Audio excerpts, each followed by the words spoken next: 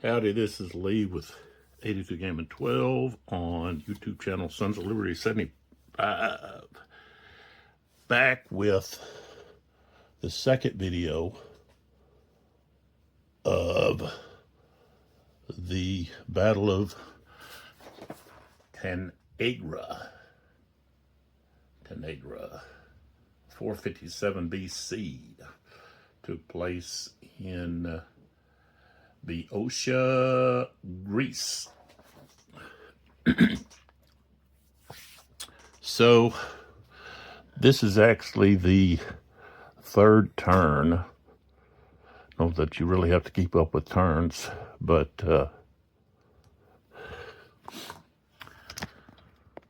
so far our route points, if I close in, for the Spartans at 13 and for the Athenians 23.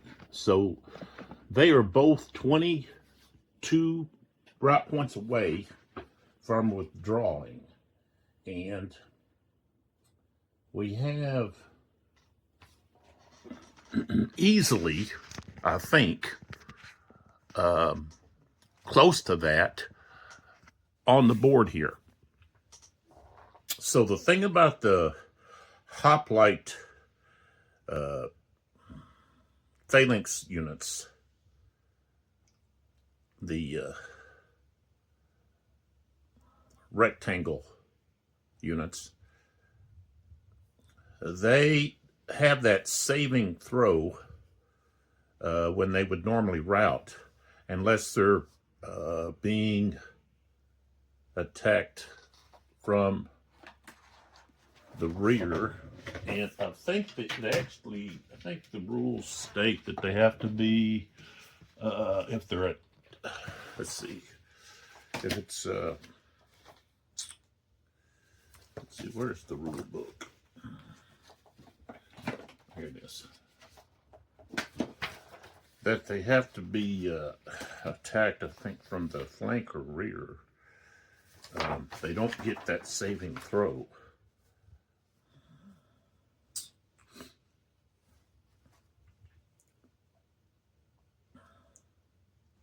However, if the unit was a defender and the attacker had position superiority, the preceding die roll is not made.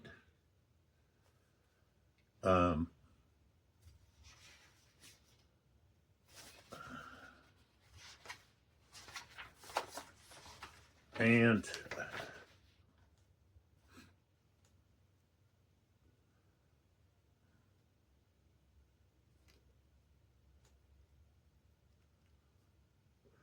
so when we're dealing with light cavalry, non-archer light cavalry, the rule states that a light cavalry attacker that gains position superiority over any of the above types, which is hoplite, heavy or medium infantry, so we're dealing with the hoplites, it is not considered attack superior in that combat, treated as no superiority instead. So I wonder, okay, because of that rule, does that mean that this over here, dealing with the hoplites, whether or not they can roll, they don't call it a saving roll, they just say for a hoplite phalanx, the owning player rolls the die, adding to the die roll the number of cohesion hits the unit has incurred in excess of its DQ, and then an additional +2 if that unit was an attacker.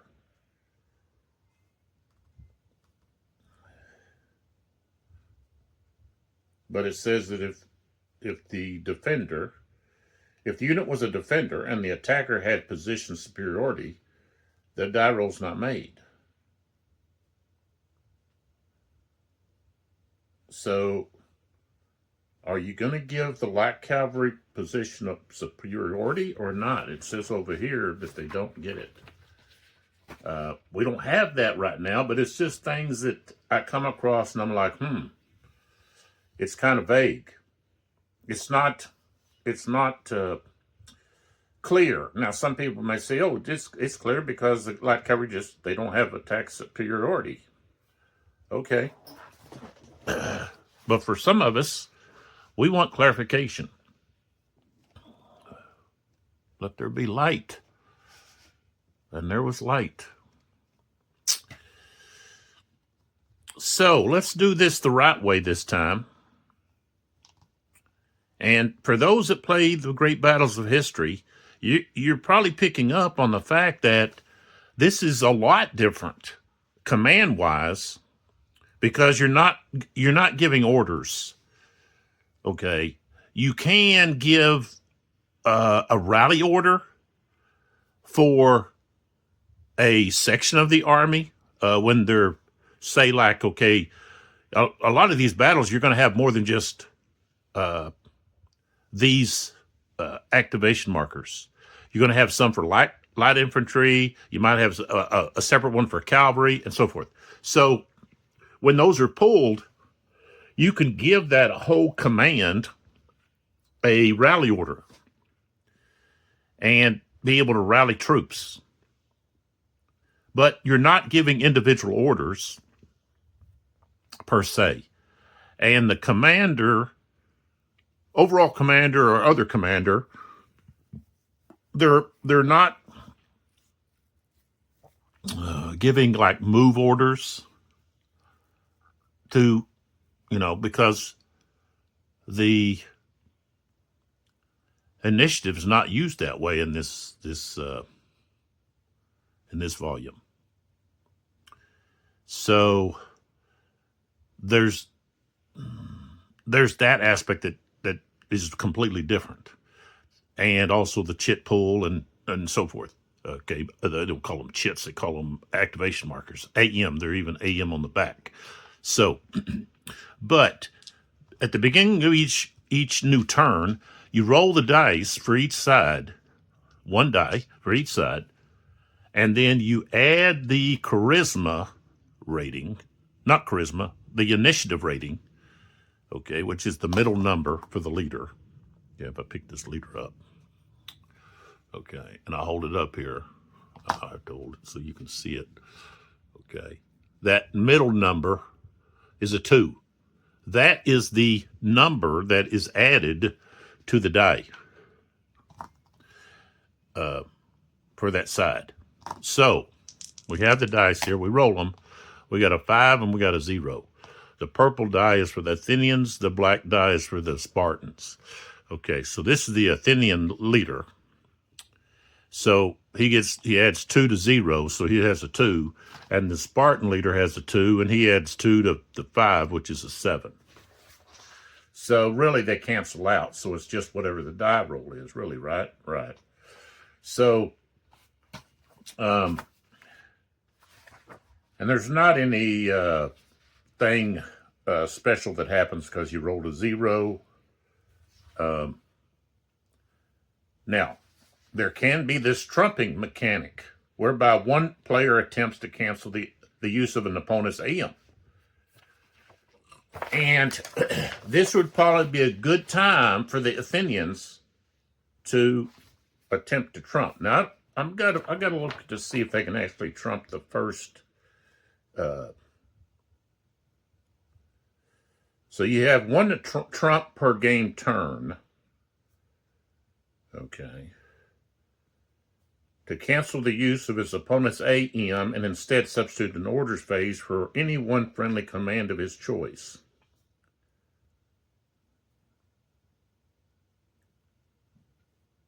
So after it's drawn from the pool.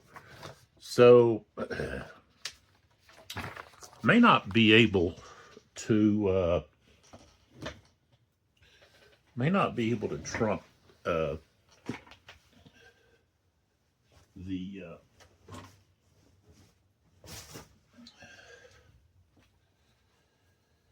the initiative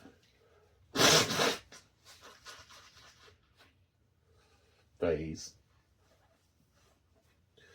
because basically we just had a roll for that. But I mean, okay, you get one trump, so why not? But let me look here. Earthquake? No, it's not.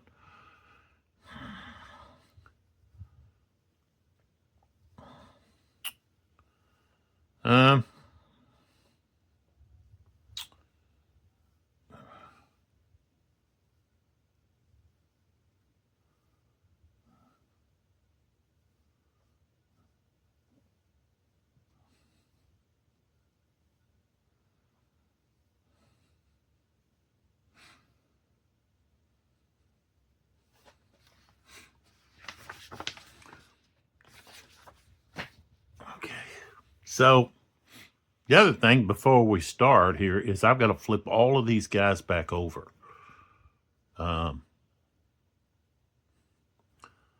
Because it's a new turn. And so this is where it's much easier to just use the move markers. Because when you have all these other counters, information counters on these units, then, you know, you're having to move them. And now, if you're playing against someone, you know, it's probably pretty important to do this. But if you're just playing by yourself, you know, and you can keep track, it's easy to keep track. One thing I would probably do is, okay, I would just leave them flipped over, and then this turn I would flip over the ones back over to their other side this turn. You know, it's easy to do that kind of thing. Or just use the move markers. Or, with the amount of counters that we have, it's pretty easy to know who's moved and who hasn't. But for the video's sake, I just go ahead and flip them over. And I should have done that off camera. But this way you get to see it done. So you know what it's like to have to flip all these counters over. And it's nice that they did that. You know, I kind of like the fact that they give you options. Whether or not you want to flip them over or if you want to use move counters.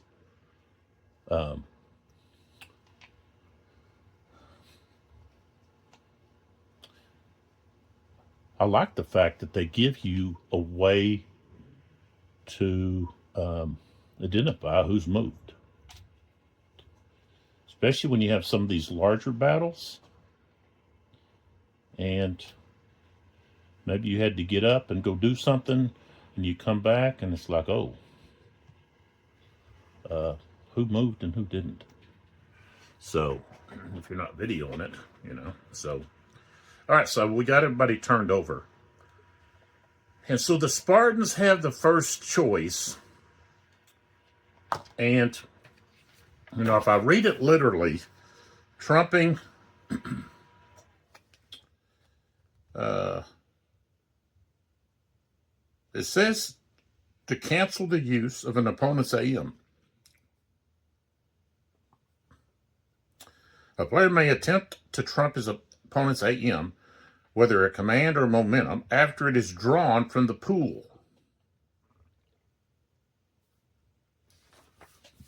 Well, you could say it's.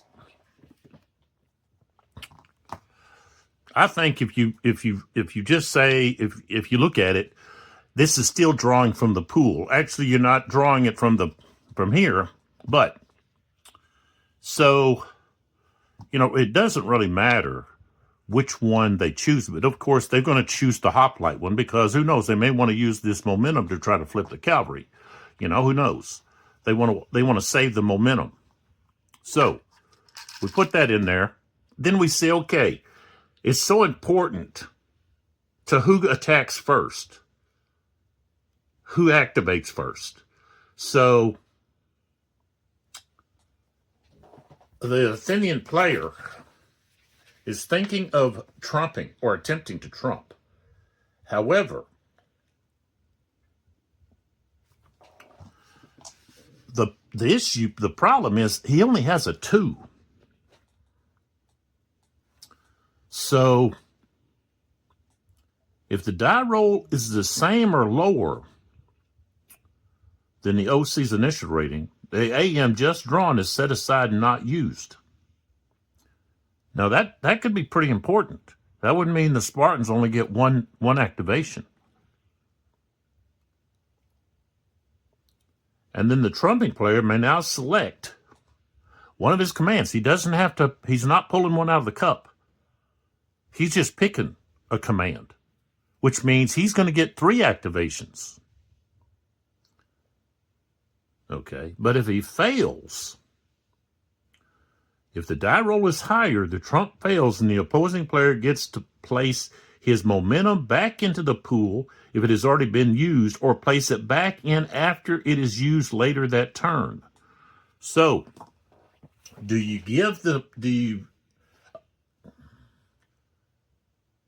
keep the Spartans to only one activation? Or do you run the risk of possibly giving them 3?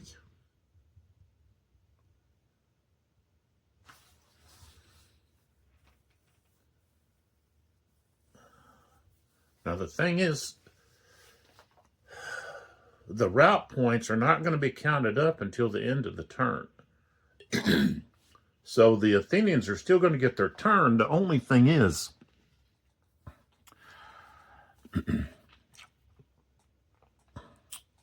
will excuse me, will the Spartans be able to take advantage of the first move to really put the Athenians in a bad place? So I don't think they want to give the Spartans 3 activations, because they don't actually have to move some of these guys, and they could wait to move them in a later activation. There's a lot more strategy involved in this than you would think.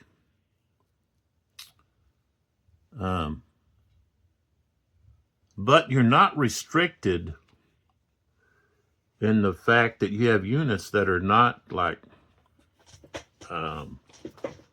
the command is not very restrictive. So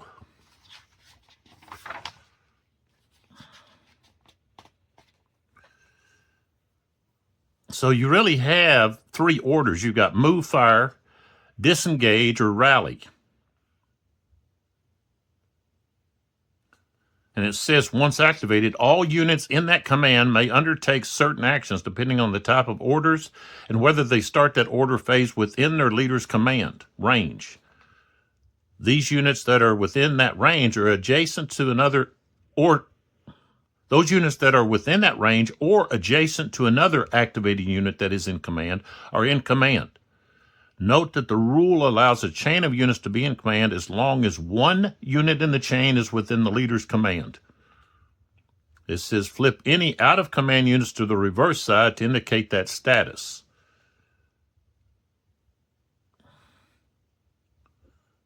So I guess, is that what that's supposed to be identified for? It's not for movement? I thought that was for movement. Let's see what it says here. If it shows. Oh, sure enough. Look at this. You learned something new here. I know I read that. So it's out of command. Okay. It's not movement. I think I saw some videos. I think I watched some videos where they were flipping them over for movement. Maybe that's some other games or something. So here I am. I'm talking about flipping these units over, and that's not what that's supposed to be for. Wow. Okay. So you do have to use these move markers. That's what those are for. Jeez. Okay. All right, so let's go over here and find out what happens. What can the unit do if it's out of command?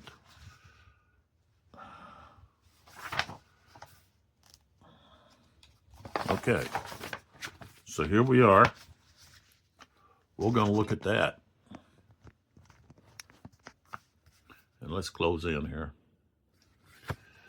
All right, so Units that are out of command may only move and or missile fire.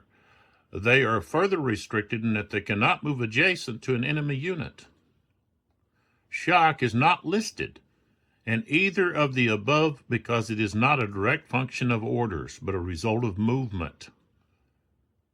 Okay, so they can move and fire, but they cannot move adjacent unless they are within command range. So,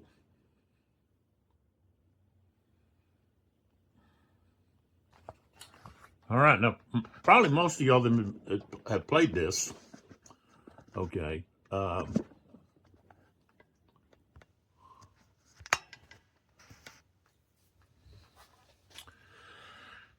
And this is my first play of this since years ago when I had the first edition.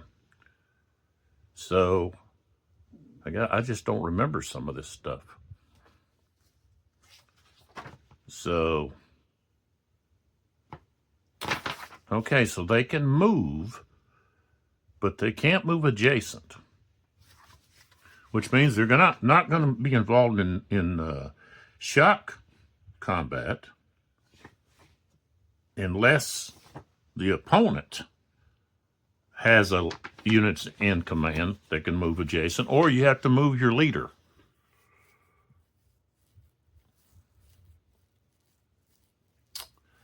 And the leader for the Spartans is pretty preoccupied, unlike the leader for the Athenians.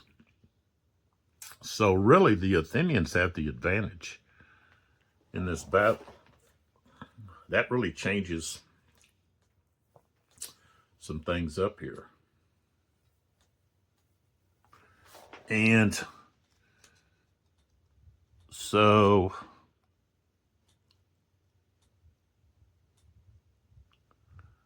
yeah.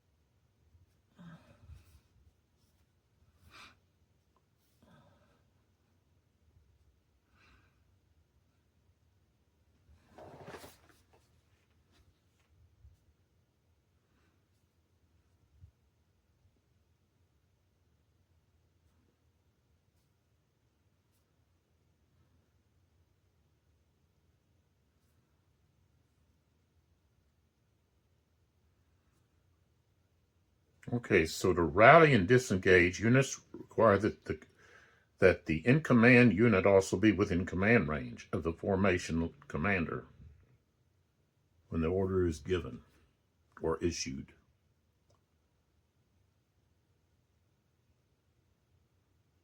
So, wow.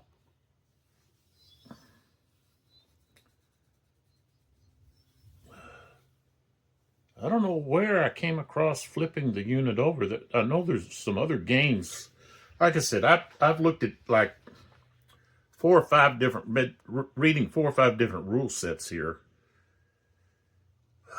So I guess some of them just kind of blended together here in my head. So I'm glad I went back and looked over that. I know I saw that. I read that about out of command units. Okay, so we've got the Spartan Hoplite unit. Okay, and so we have a move order is going to be given. And so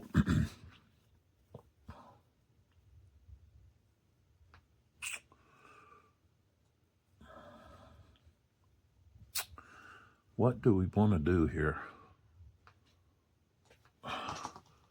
Okay, so this unit, these units, that's engaged. And we're engaged here. Well, they're engaged like that. So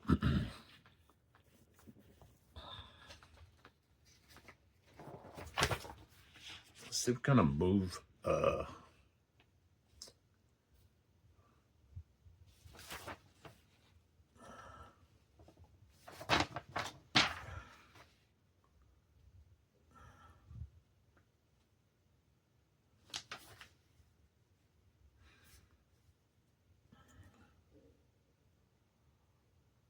Let's see. So I wonder, can they? Oh yeah, here we go. The reverse face maneuver.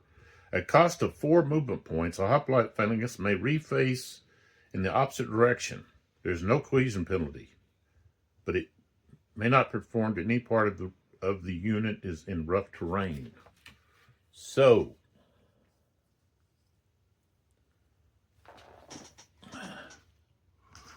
okay. All right. So we want to start over here on the Spartan right. So this unit here can wheel, and then, well, it could actually move up, I think, and then wheel. But in order to be position superior, they're going to have to get to where they're attacking both the rear and the flank. If you're attacking the front and a flank, well, let's see. No, they would be attacking just the flank or the rear.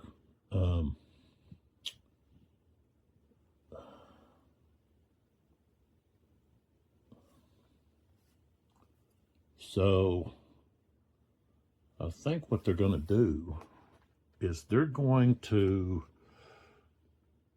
okay, so they've got a movement of 4. So they move 1 there, and they wheel here, okay, which costs them a cohesion. And then they move here. So that was 1, 2, 3. And I guess if they wheel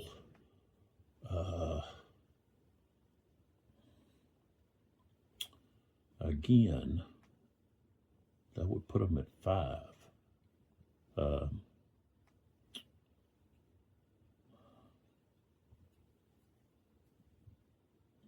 They still have movement left, so to me they would not stop there. But maybe they would. They would just have part of them be attacking and the other part, like it's in readiness to defend, maybe. I think they would all attack together. He's in command range, so, and he doesn't have to, this is not like before where he had to keep moving. He doesn't have to keep moving, so I guess he's going to stay right there.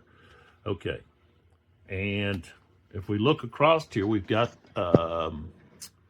these 2 Corinth units, okay, that they can move, but they can't move adjacent. And see, I had some of these that were that I moved adjacent. So I've kind of already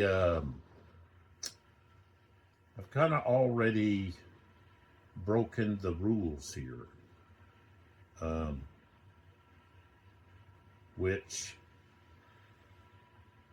really is going to determine the outcome. It's going to cause an inaccurate outcome to this. Because you're not allowed to, unless they're in command. And see, this unit wasn't in command. These units, well, I think all they did was advance. This, let's see.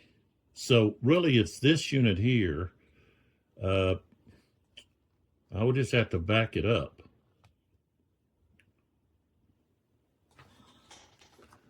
And you know, I'm not going to re-roll any of that, but I back that unit up because they're not allowed to advance Unless it was advance after combat. And I think maybe that's what he did. He did advance after combat. So he would be allowed. Um, yeah, that was all advance after combat. But, let's see. Yeah, but these guys shouldn't. Well, they advanced after combat, though. So, I'll have to go back and look at the video to see what I did. But, okay, so what's going to happen here is this unit here is going to turn around, okay, which they're allowed to do, and reface. All right, in anticipation of any of these units coming at them, okay, which is going to happen. And then this unit here will do the same thing. He's going to reface, like so, and that costs 4. That costs all of his movement. Okay, so here he has moved. This unit has moved, and then this unit down here has moved. Okay, and then here we have to put this shock no check for that unit. And so now we're going to go through and have the combats where we need to have the combat. Of course, we're going to have a shock here. This guy doesn't have to check. This guy does. So it's actually being attacked from 2 different places. Rolled a 9, and so that's he's gonna route. So he will route move.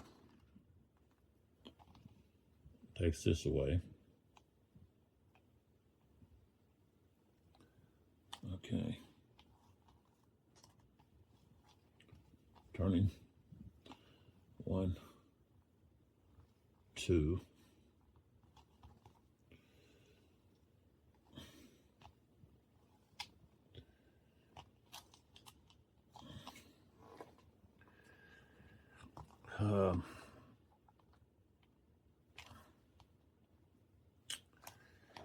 And let's see. I'm pretty sure that after that happens, then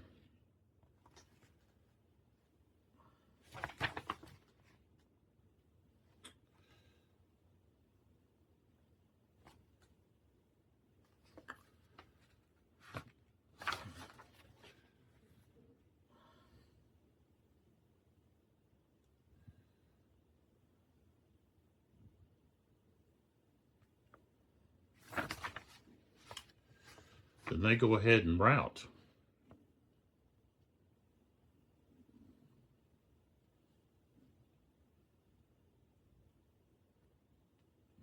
Yeah, after the TQ check, if the attacker is still eligible to attack and the defender did not route, go to the next step.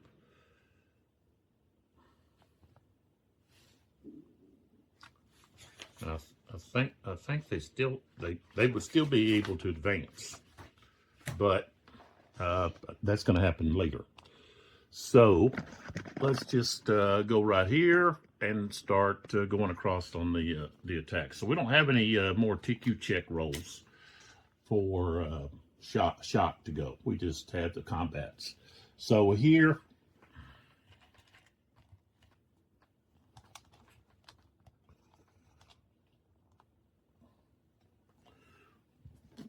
again, it's 7 on the 7 column with a +2 to the die due to the leader.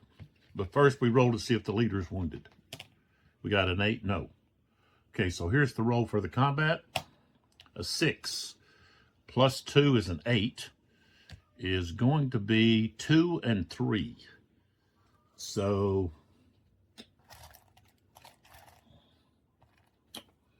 they'll be at 7, and they will be at 8. And so we'll come back to see what happens there. All right, we go across. And so here we've got Yeah, I'm pretty sure this was an advance after combat. I don't, it, you know, it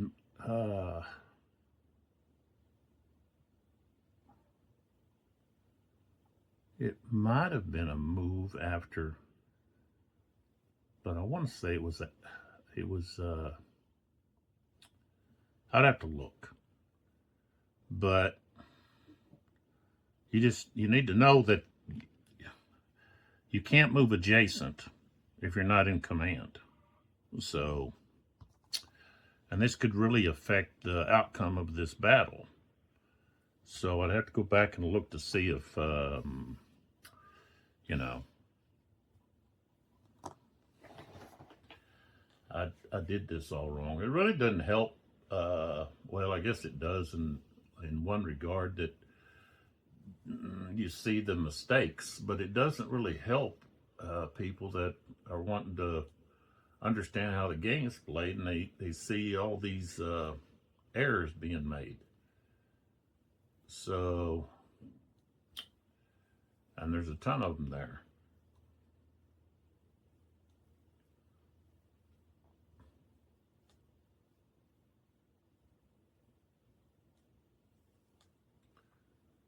It's like, I just need to delete the whole thing and start all over again.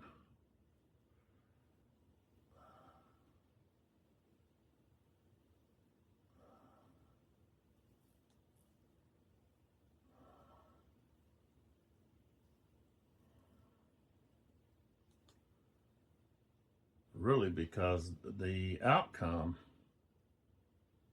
okay, is going to be distorted by the fact that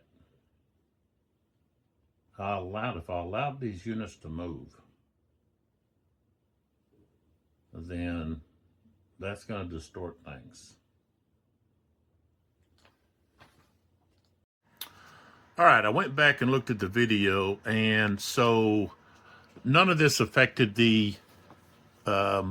will affect the outcome, because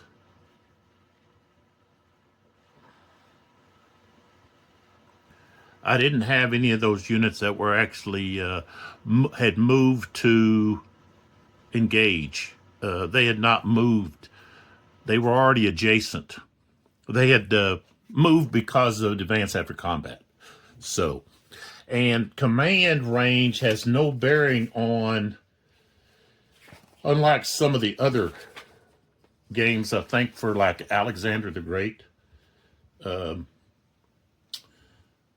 Great Battles of Alexander the Great, and some of the others, maybe SPQR.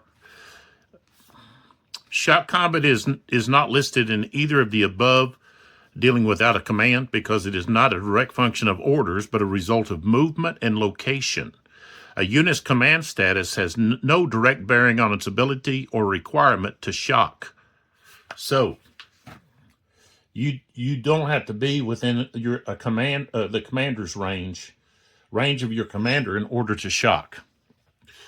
And if I recall, I think Alexander the Great, let's see, I think in that one, and some of the others, you have to be within. You can only shock unless you're engaged, or you can only shock if you're within command range. So none of that's going to affect. We've moved those guys, and now we're going through the combats here, and so we've got this one here. So let's close in on it, and let's see. I got to loosen this up so I can move it a little bit.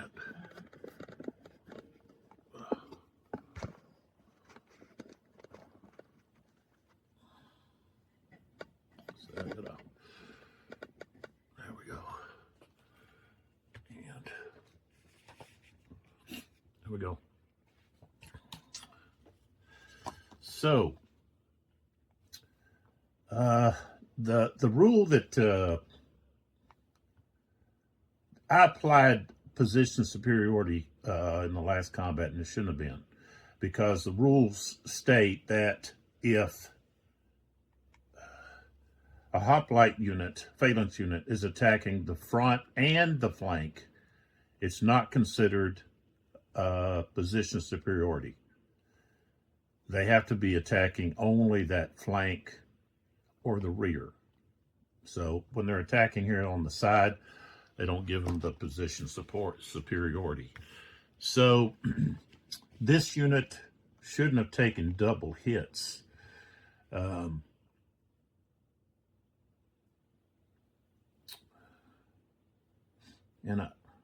I'm pretty sure that I did. I gave it double hits.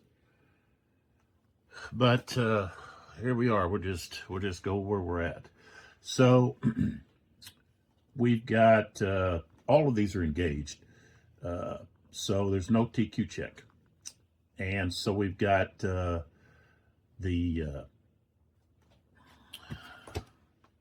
weapon system chart. We're going to be on column 7 for the shock.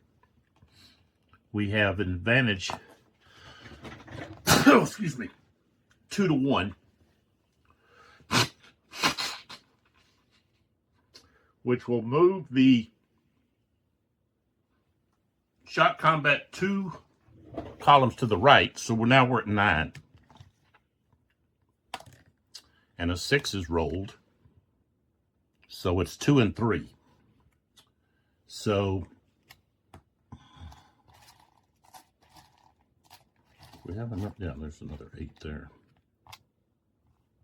Okay, so they're at 8. Okay. And of course I'm gonna need this. Each one of these can take 1.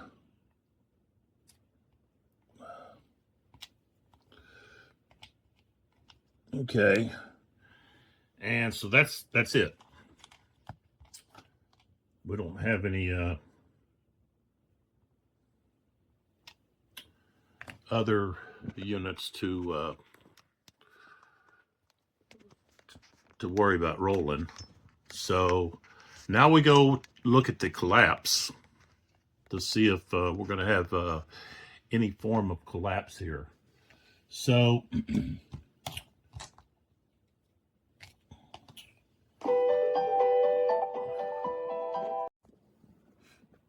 all right, so what, I don't know, some I guess my camera shut off or something. So anyways, when this unit routed, okay, this unit here has to move in because it's the one that was in position superior. So so I moved them in. All right. So now let's move over to this one here, which is the last one. Okay. And so this one here is at even. Okay, so they're actually 0 over. This unit here is 2 over. So this one will move back to 5. Okay. And then here, this unit here has to roll to see what happens. Yeah. He rolled a 2, so he stays. Because even if we add the 2 over, I rolled a 2. So nobody's going anywhere in that one. All right, so let's slide back.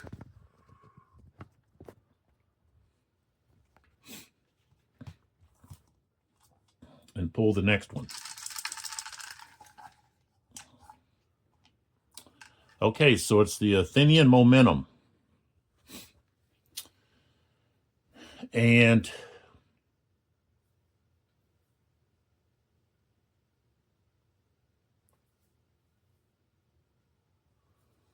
here,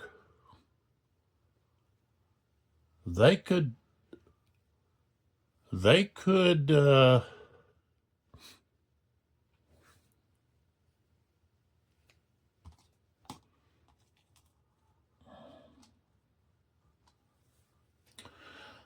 bring the cavalry in to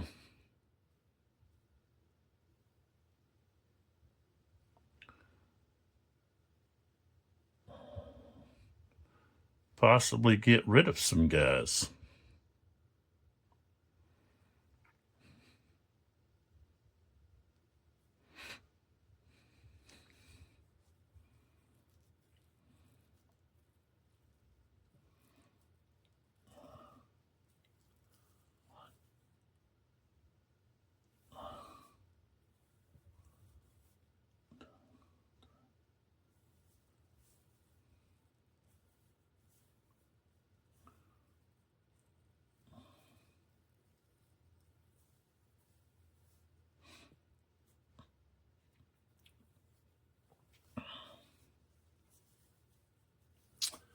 But I think they would much rather activate units.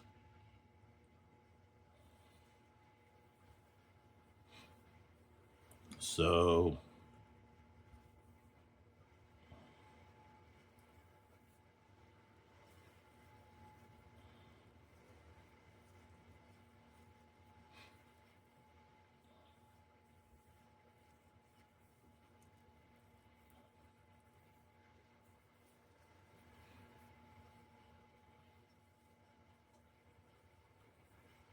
yeah.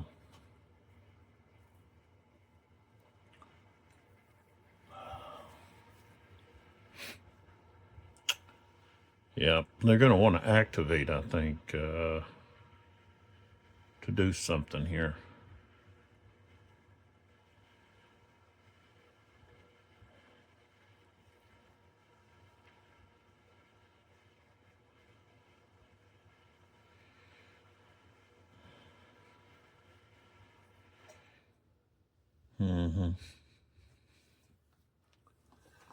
Okay, so they're going to use this momentum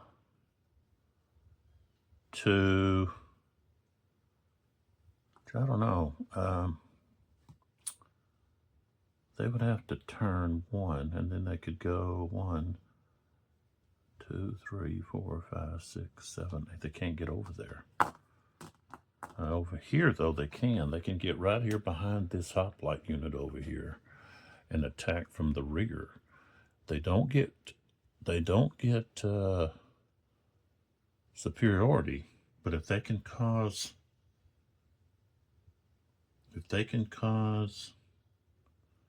one, well, they have to cause, they need to cause, well,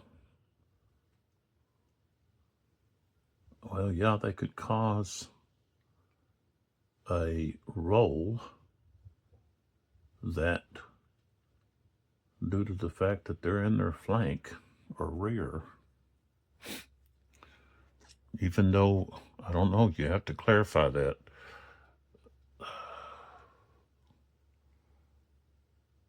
They have somebody in their front and you're attacking from the back.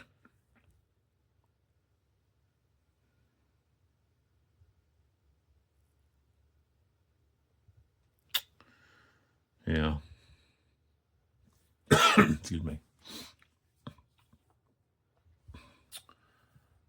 They're just going to move. They're just going to move the hoplites, which so we're going to start over here. This unit here is on the run. Closest unit is this unit. Okay.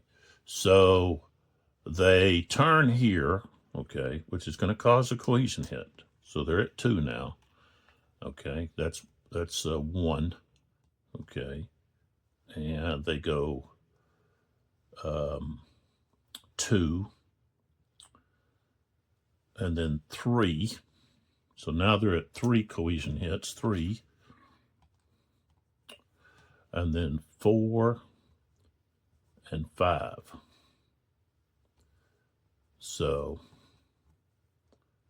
we're going to have a TQ no check. Oops.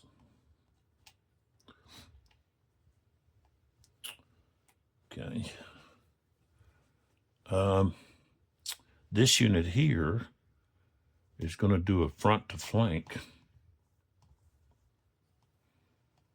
to reposition.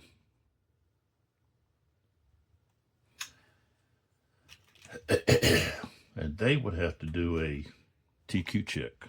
This is a shot must check right there. And let me make sure that they can do that in let's see, while they're in a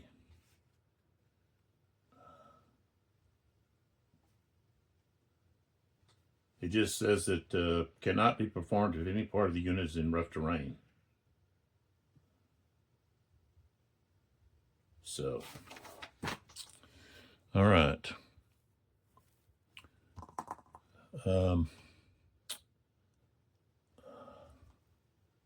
And the leader here,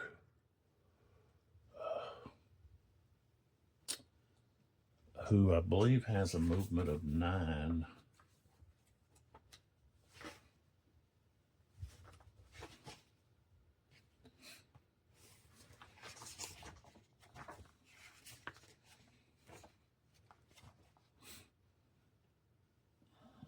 Yeah.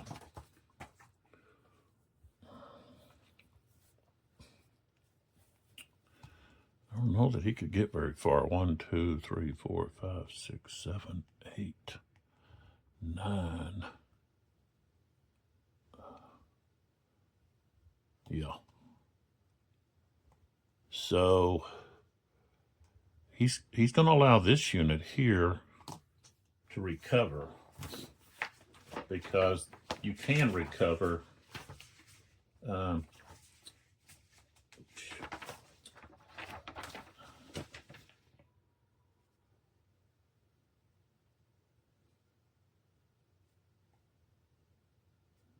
so under move fire orders, unit neither moves or fires, and he's in command and in clear terrain and not adjacent enemy unit or within the missile fire range of so forth. So he can recover 2 cohesion hits. So that's what he does. Okay.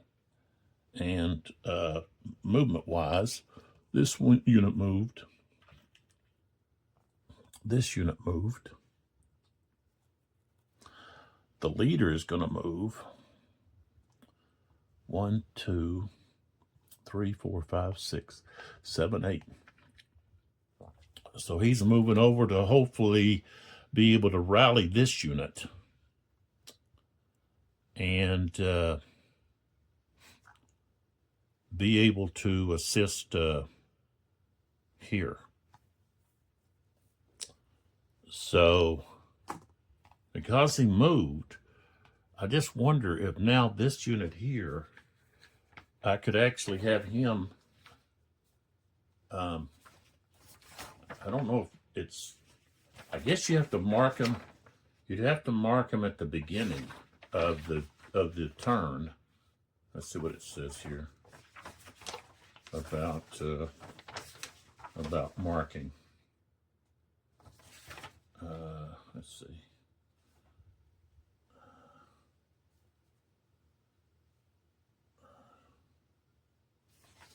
And I didn't do that, so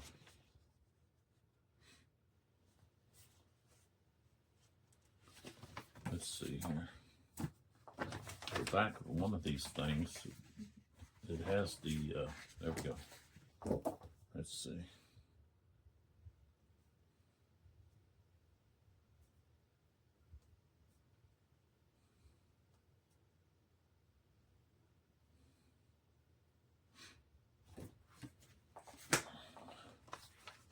So when do you determine command? Is it when you're ready to do something with the unit? Or, okay. Probably when the order is activated. That's what they'll say. Okay, so this unit would have been out of order. This unit here was out of order. And of course, I really have to turn these guys over. Well, no, they're in order. See, this guy is out of order. And of course, the cavalry, but they don't have to. These guys were in order. That guy was in order. Okay. Of course, this guy was out of order. And then all of these guys.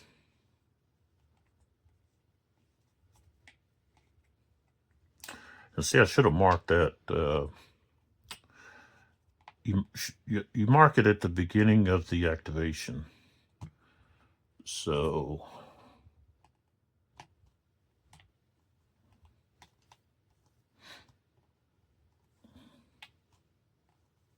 okay.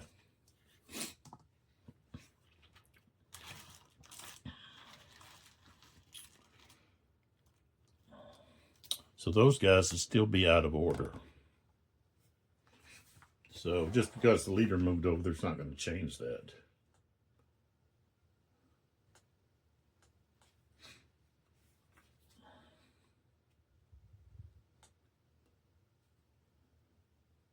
Yeah, they start the order phase within the leader's command range. Those units that are within that range or adjacent, flip any out of command units to the reverse side to indicate that status. So unlike other game series, there are no line commands, individual orders. So that's a big thing to remember, is the difference in command and so forth.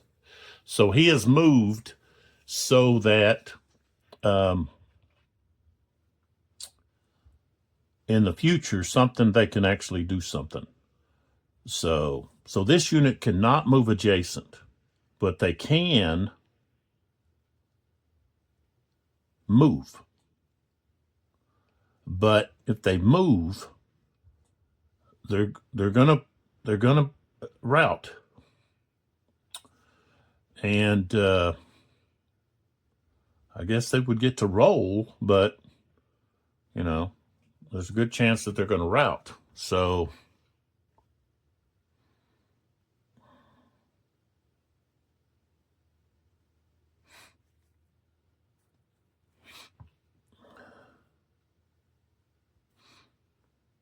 all right.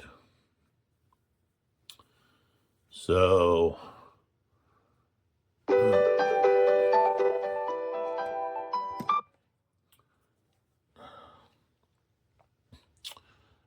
they're going to have to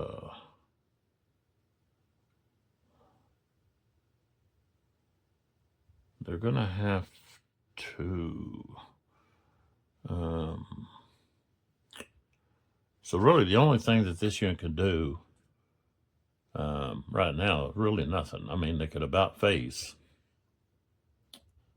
but they need to get they need to recover, and maybe they can. Let's see.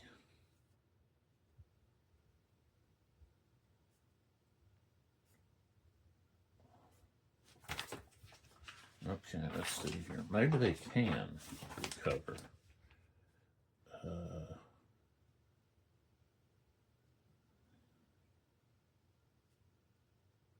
Oh, so they must be in command. So no, they can't.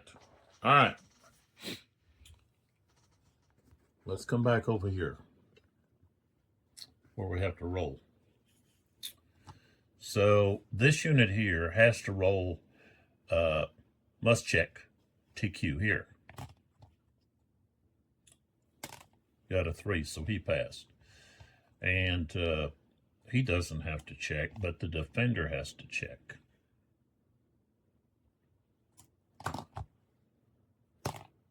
Rolled a 9. Okay.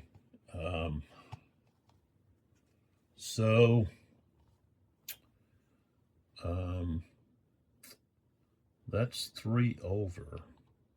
So now he's at 8.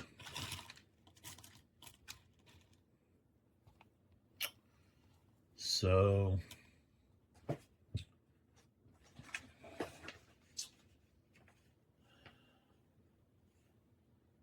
don't believe he gets to roll here. I don't think he gets the saving roll because that's mentioned in the collapse part.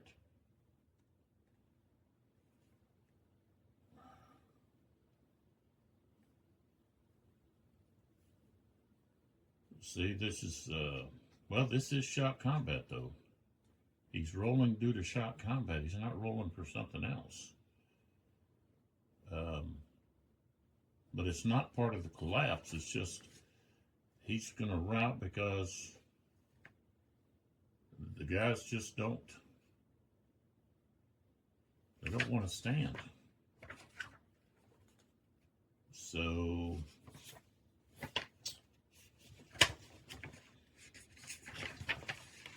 if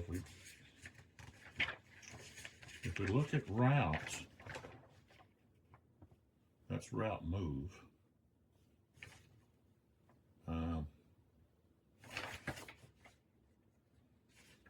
But under the pre-shock resolution check,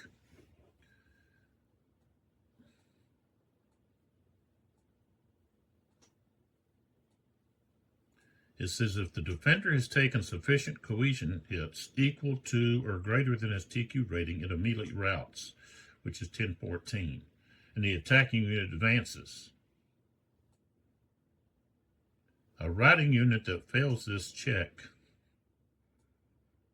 okay, a routed unit that fails this check is eliminated.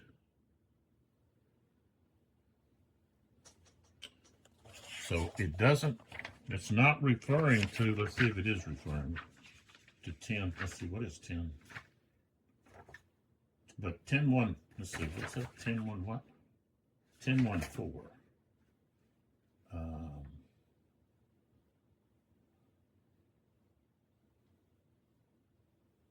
Yeah.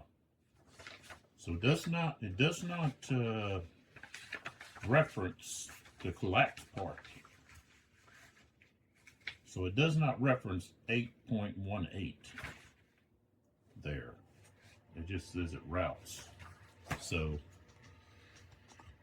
and I think on this other side, I think I allowed them to roll again. Well, I think it's just rolling. You've already rolled, and it already routed. So we route move this unit, which it needs to go. Where does it need to go? It needs to go the other way.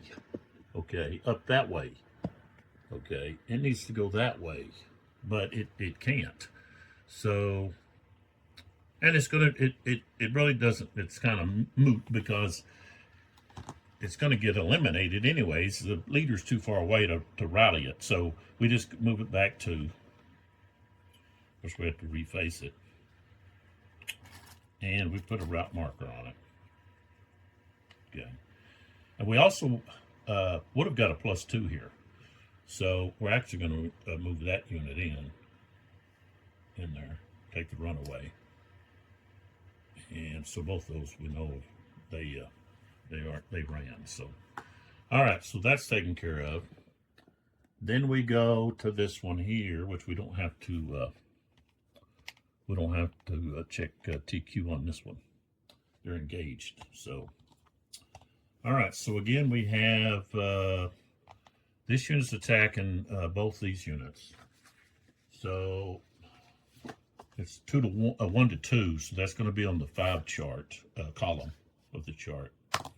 And we rolled a 0, which is going to be 3 and 2. So again, this unit here takes 8. And those other units would both take 1, so I flip them over, but then I'm going to flip them back because the unit that's going to route is going to be the unit that's got more TQ hits. So we can roll for that here shortly, but before we do that, we're going to go over. So I'll just put a route here so I'll remember. Marker. All right, let's go over here to this side. Over here, we've got 7, and we're going to have -2 to the die roll because of the leader, but we roll per liter casualty, and we get a 7, which is no casualty. Okay. Rolled a 7 minus 2 is a 5, so that's going to be 2 and 2. So it's going to be, both of them will have 7, but let's see, there's a 7. But okay, this one here, its cohesion is 7, while this one's 6. So this will be the one at a route. This will just turn to back to 6. Okay. And since this unit's the attacker, they have to add 2 to their die, plus the 1 that's over their TQ.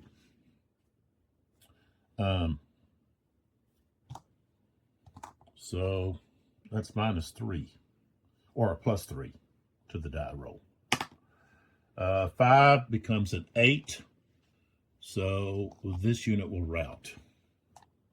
And we can go ahead and route move it. Right there, put a route marker on it. And we can then move this unit in, like so. All right. And then over here, this unit has to roll. So they are 2 over, and they were the attacker. So they have to add 2 more. So that's 4, plus 4 to the die roll. And I rolled a 9, so of course they're going to route. And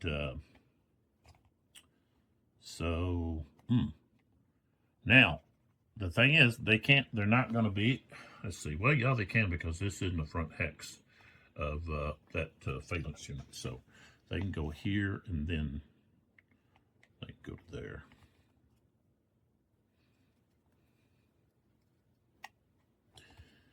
And so somebody's got to move in.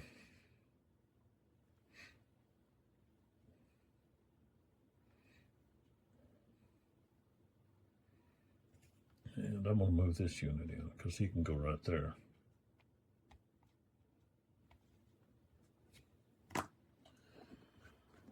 Okay, so let's pull back.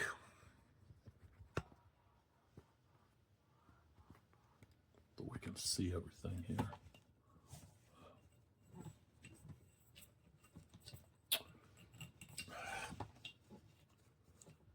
Tell you what.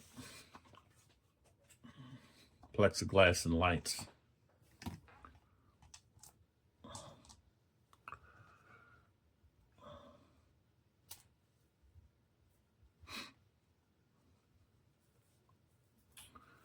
Let's see here. So we've got that, that one's already gone. This one's gone. Okay. So now we draw another activation marker. And we can remove this engaged. So we don't have anybody engaged at the present time. Okay, we got the Spartan momentum. And this could be where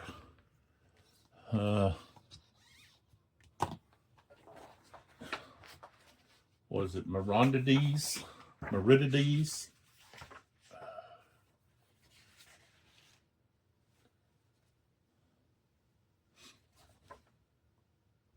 Yeah, Myrmidons,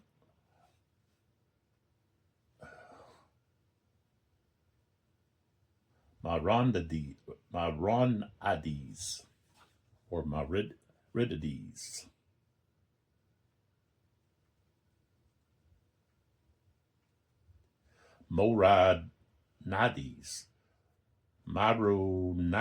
Myrmidons, maybe. So this is where he could possibly trump. Now, does he want to trump and give the Spartans that extra move? He's got 3 routed units here. So that's going to be another 18. So that's going to put him right there at the brink of collapse. No, he's got 4. Wow. He's at collapse. So he might as well roll the die.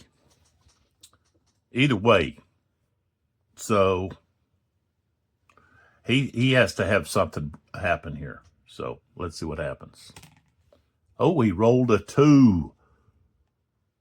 Okay, that's what he needed. So that marker is gone. The Spartans won't get it. And he still has an activation left.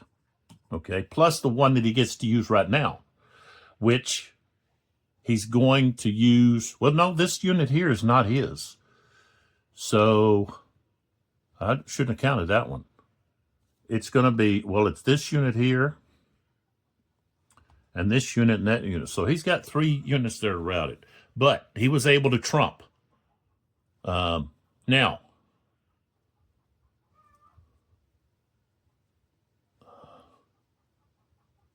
Nicomedes, or Nicomedes, could trump. So basically, he could trump Myronides is the trump. So I don't think it says you can't trump a trump.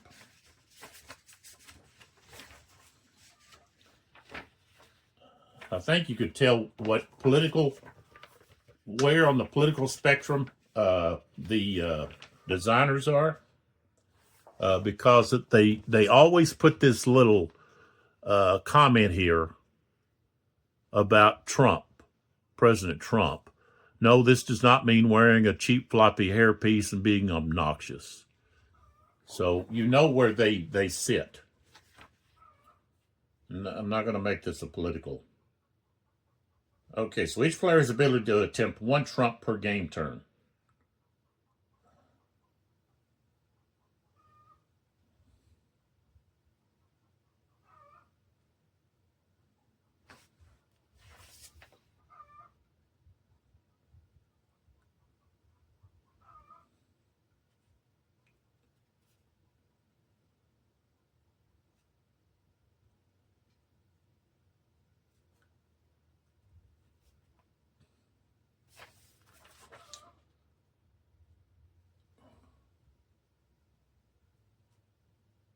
So, if you trump,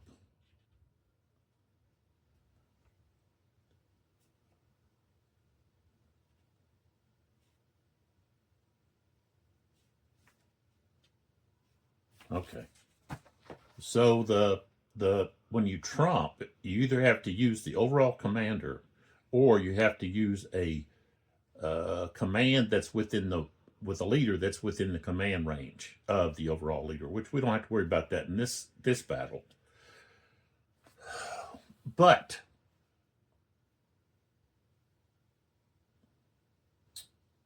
Spartans don't have another move, so they might as well roll.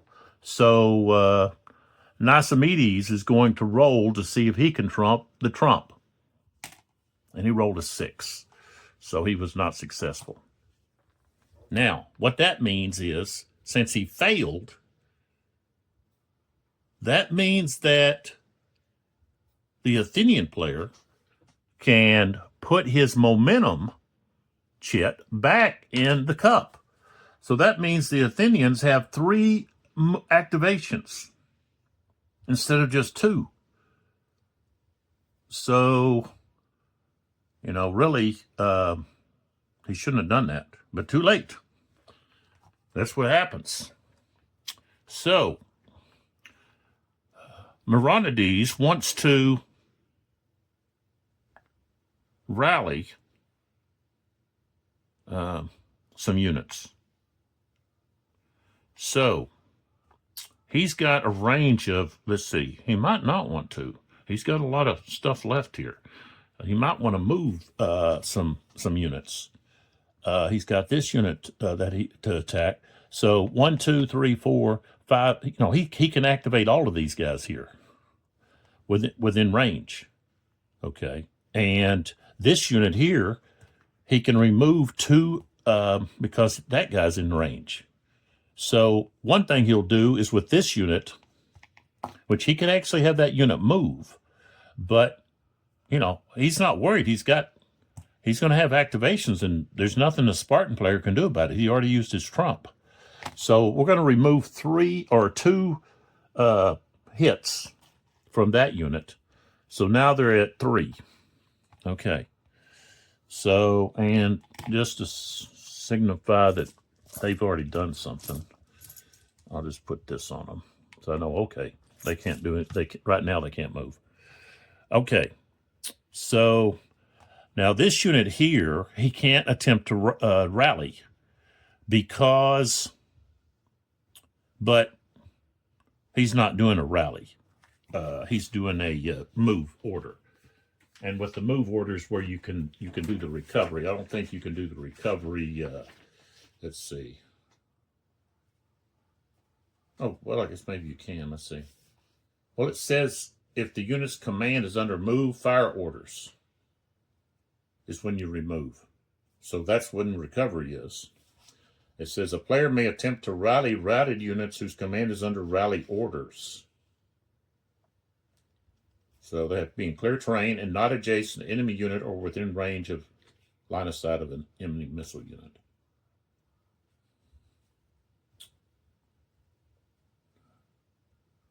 Okay, so he's not worried about that at the present time. He's doing a move attack order. So we're now going to focus on these 3 units over here. These units. So he can actually, because they're within his range, he can remove cohesion hits. And that's what they're going to do. They're not going to move. They're going to... So this guy gets 2 off. This guy gets his removed. So they've all moved.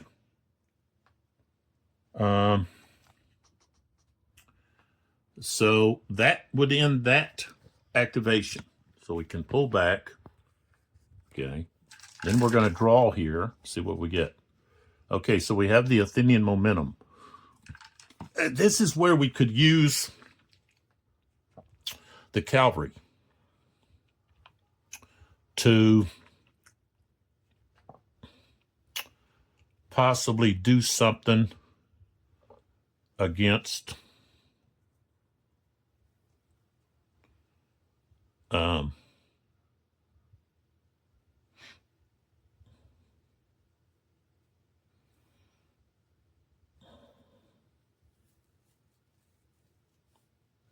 against somebody.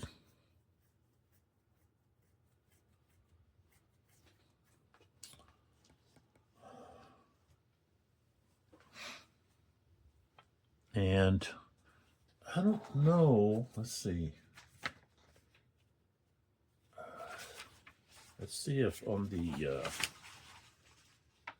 TQ check.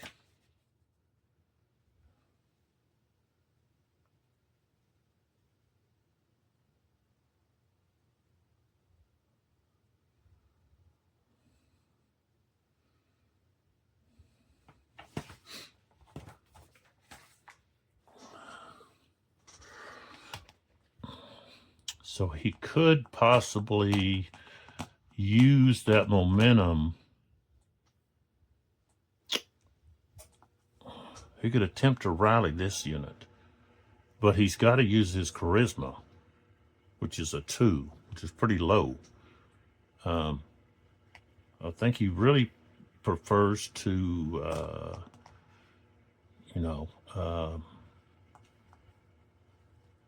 put hits on units.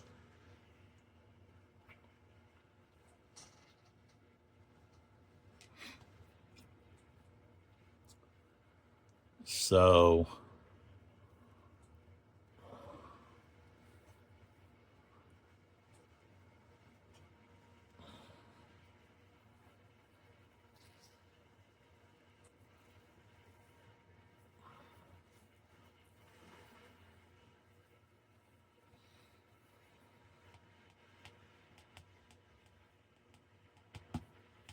okay.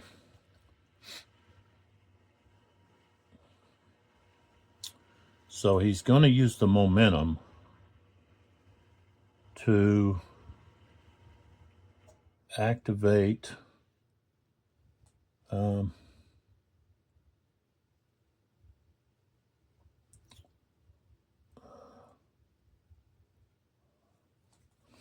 move units. So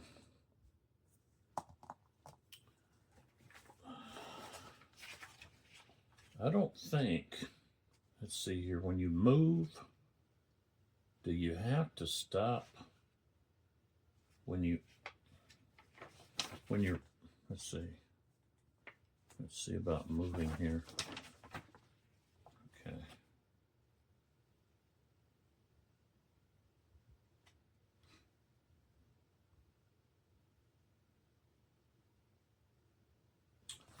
So I guess it's only the Hoplite, heavy infantry, and medium infantry that you have to put a move marker on. None of the other units do so. Okay.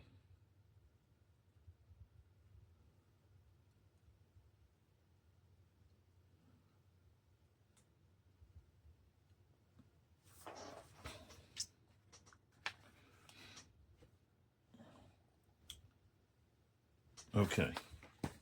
So we're going to start over here on the right. Okay.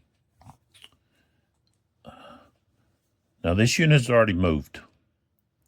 So when they move again, they're going to take a cohesion hit.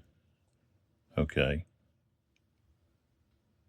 So they're going to wheel or do a front to face, not a wheel, but a front to face. Okay.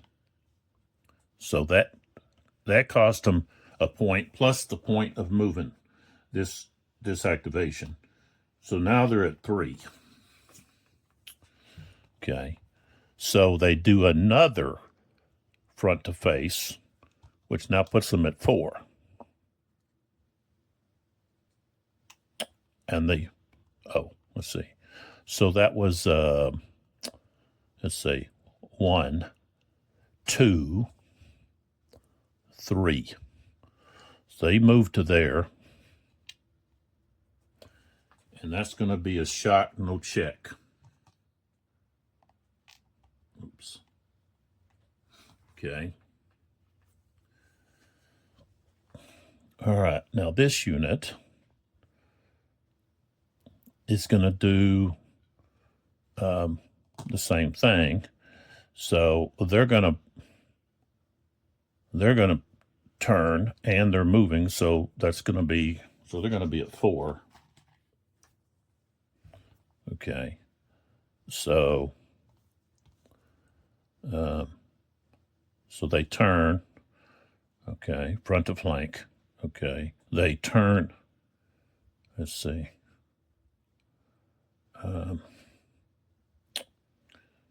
Yeah, they turn again. They're at 5.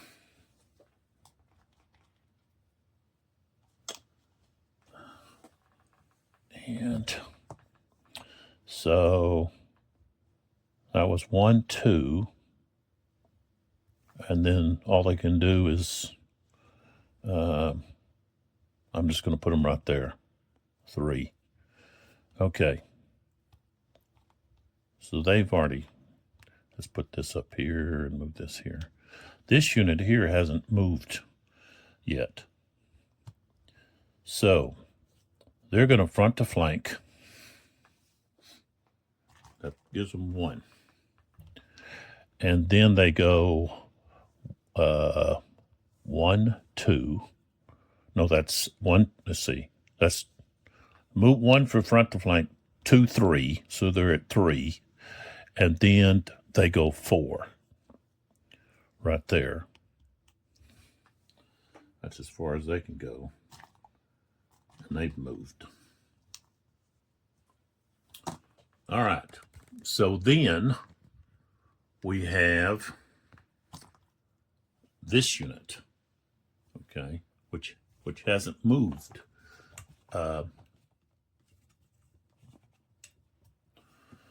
Hasn't moved this turn.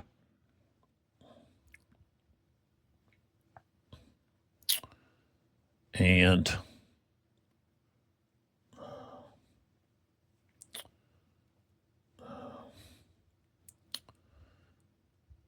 they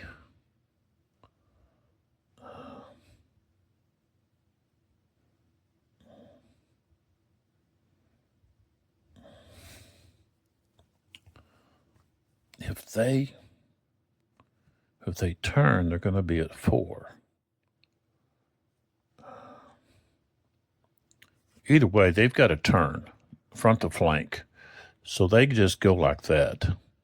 I was thinking about moving them up and then having them turn, but this way they're ready to face the Spartan unit if necessary. So they just turn like that.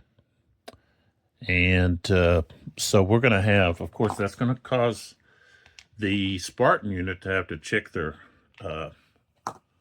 TQ.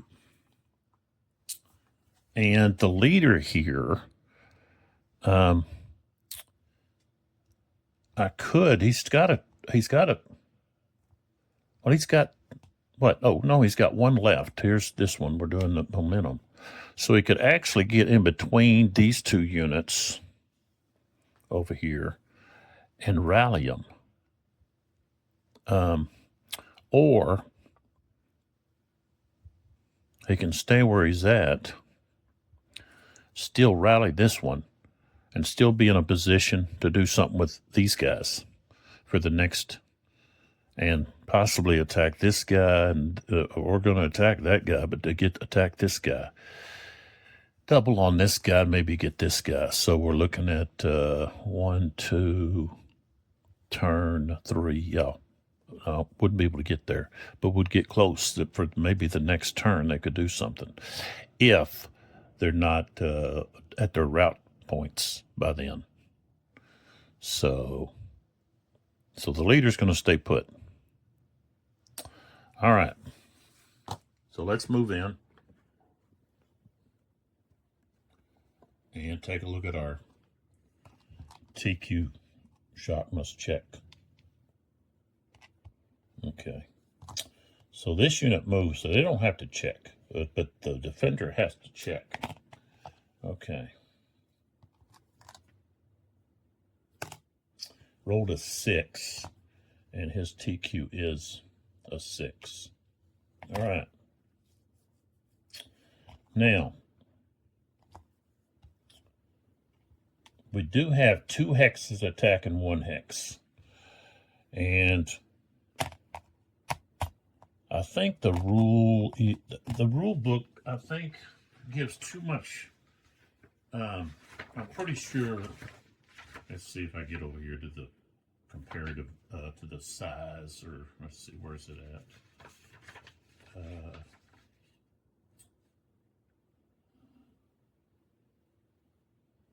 Okay, let's see. Okay, if one side has more combat units, counters in parentheses, in the combat than the other, that player receives a 2-column shift. Okay. Such a shift would be to the right for the attacker and left for the defender. A hoplite phalanx is counted as 2 units if involved in combat with any number of single-size units. Okay, but it says counters, not combat units, but counters. But here, you have 2 hexes against 1 hex. And to me, that is 2 units against 1. They're not fighting the whole phalanx. They're just fighting that one side, you know. So I'm giving them the 2 shift.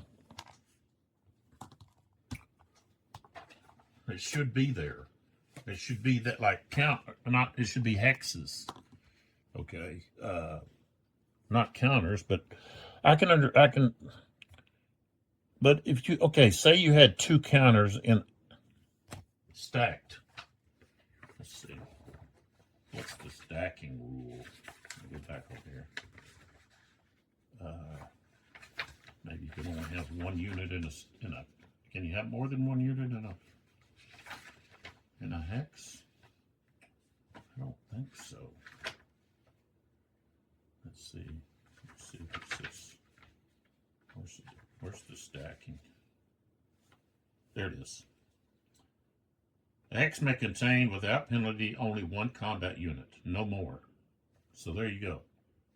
You can move through or so forth. But, okay. So I don't know why they just didn't say two hexes. You got two hexes against one hex. Okay, not just the combat units, but okay. So I'm giving them the two. Okay. So that's going to be, starts at 7, column. 2 shifts to the right is a 9.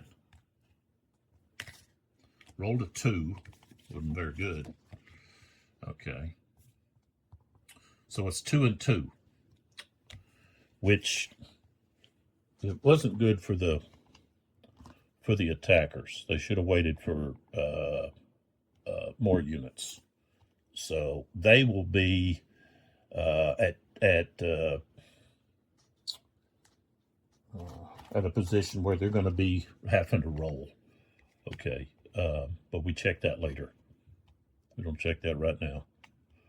All right, so now we go over to this other one over here.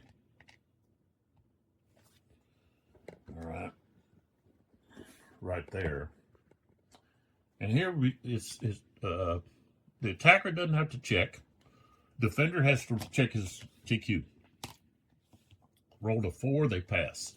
So now we have 1 hex against 1 hex. So it's just an even 7. We rolled a 4, which is going to be 2 and 2. So both sides take 2. The Spartan unit's at 7. And the Athenian unit is at 6. And the rule is, if they would both rout, then the unit with the higher TQ hits subtracted from their base, okay, which they have a 1 over, and they've got 0. So this unit would rout. This unit here would drop 1 less. And now this one has to roll. And they weren't the attackers, so they just... yeah. And I rolled an 8. So that unit is going to rout. So we'll put a route marker on it. We'll go ahead and turn the facing.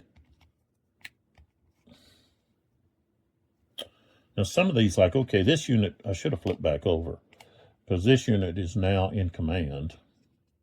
It wouldn't have been able to, those route units I won't worry about. Okay.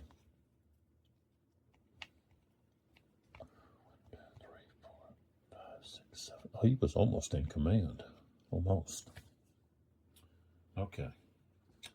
Now, we go back over here. This unit is at 6.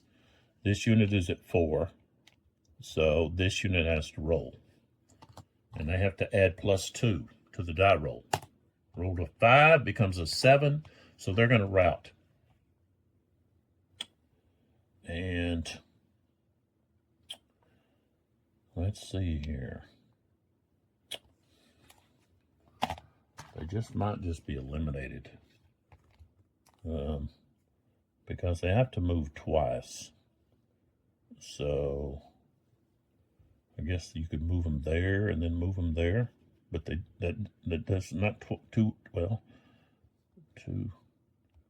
Can't move through this other unit here. So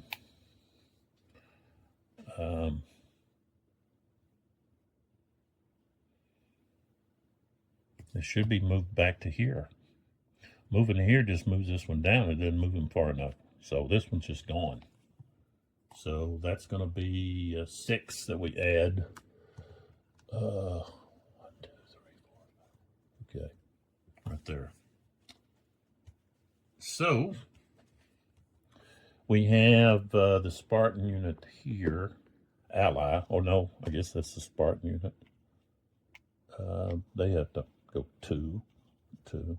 And we would have they don't advance, but this unit here can advance. he would advance into that hex like that. Okay. So pull back.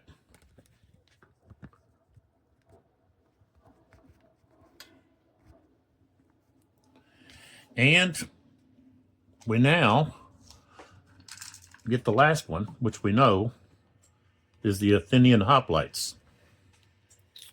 Okay.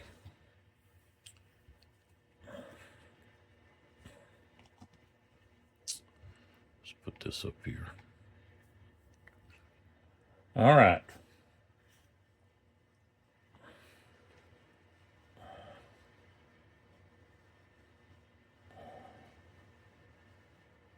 They're going to be able to possibly destroy this unit.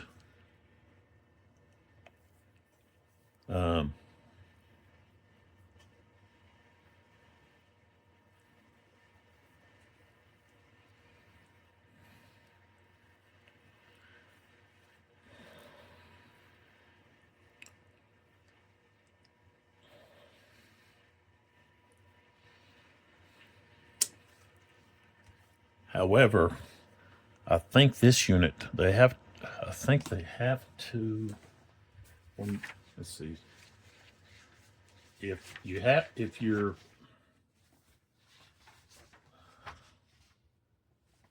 okay.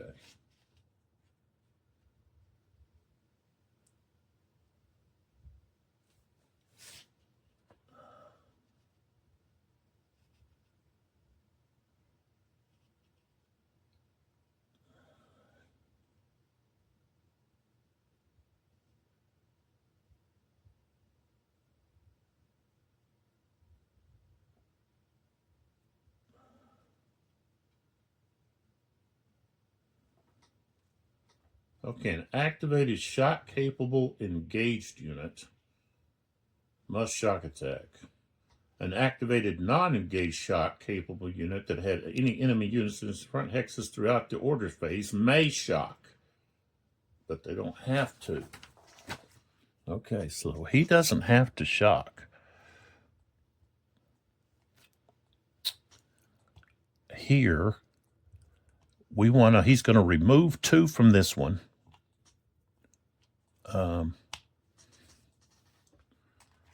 Okay. So that one's now at 3. This one here is going to move. So he's going to wheel here. Say wheel. Flank to front. Okay. And then, so that's 1. And then 2, 3. Okay. So there we're going to have a shot, no check right there. He doesn't have to attack.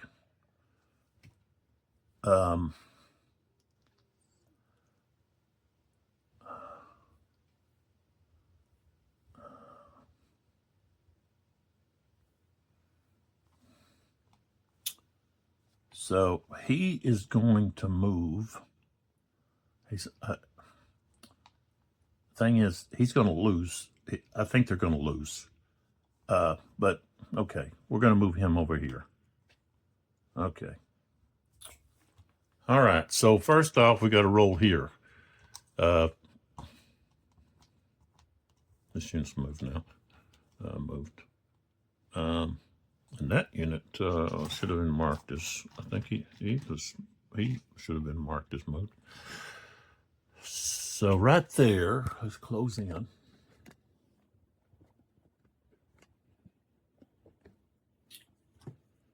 So this one unit and this unit. This unit moved. So this unit doesn't have to check TQ. This unit does. I got an 8. Okay. Which means this unit is at a 6. So that's going to lose 2. So they're going to route. And they don't have anywhere to go. They're supposed to route up this way. But to route back, okay, 1, and then that's it. So, and they can't slide that way. Okay, so that's 6 for the Spartans. 1, 2, 3, 4, 5, 6. And then this unit would move up, like so. Okay. So everything's activated. We've had all the activation markers. So we pull back. Okay.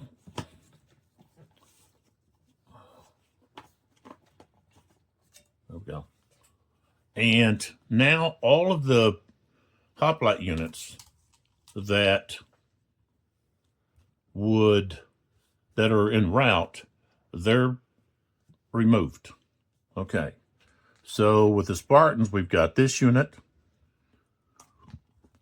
who's worth 6, and we have this unit that's worth 6. So we've got those 2 units, 6 and 6. So that's 12.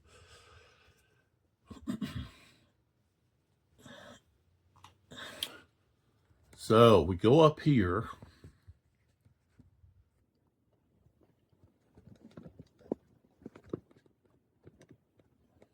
I'm gonna have to pull back a little. Okay. So we go 12. Okay. So we're at 9 there. So that's 1, 2, 3, 4, 5, 6, 7, 8, 9, 10, 11. I got to move that. 12. So they're at 31. And then the Athenians have 3. Okay.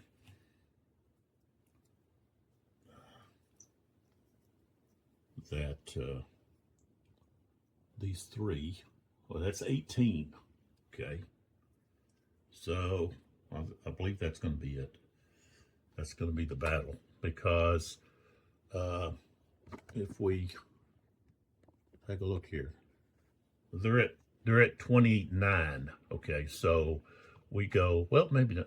We'll see. Okay, so 18. So that's 1, 2, 3, 4, 5, 6, 7, 8, 9, 10, 11,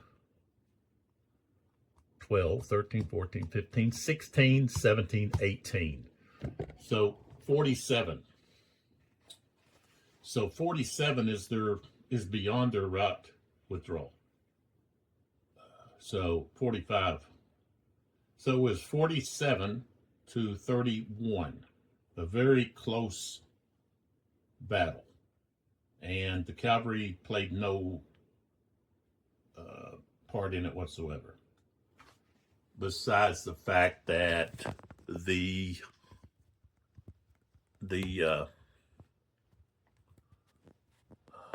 Spartans wasted momentum trying to flip them to their side.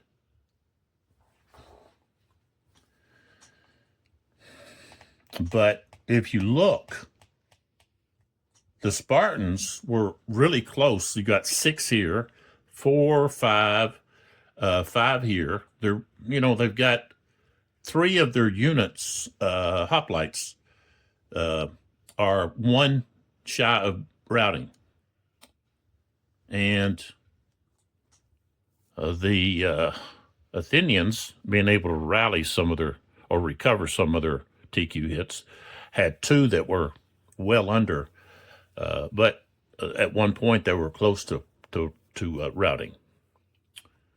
So in these battles, the right side of each army would rush forward to engage the weaker flank of the enemy, and then begin to roll the enemy up. Once they defeated the left flank, then they would turn in on the middle and then work their way over. And sometimes you would have, what would happen is you'd have the leader with his top-notch guys and the leader of the other top-notch guys, and they'd work work back here toward the middle, and then they would then fight, and that would decide the battle. So, but once one flank was usually turned, then a lot of times the forces, the troops just collapsed and ran, dropped their stuff, and just took off. Remember, most of these guys are citizens, soldiers. You know, they're farmers and so forth. They're not superior trained. They're not training every day for this, and so that's one thing I don't think that they would run into battle, or trot into battle. The whole purpose of the phalanx was a defensive unit that each soldier, each man, would find strength in the fact that he had someone that was right there with him, to his front, to his back, to his left, to his right, unless you were on the outside, okay, of either part of that formation. So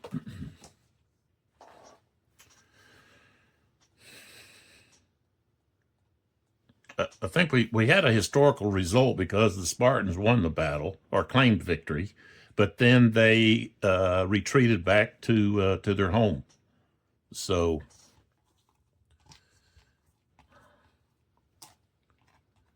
that's the Battle of Tanagra. They pronounced it online Tanagra. So hopefully this helps with knowing whether or not, hey, do I want to get this? How does it compare to the other great battles of history? The whole command system is going to be different. I think it's a much easier game to play once you get it in your head, the differences, because there are differences. There's differences in who has to roll for shock and some other little things, You've got, of course, the red triangle that you have to, if you have a Spartan unit, and not all battles will have a Spartan unit with a red triangle. So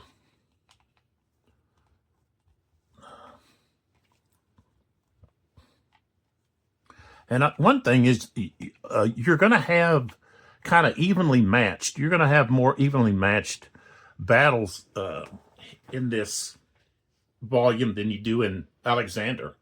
Alexander, of course, the Macedonians are going to win,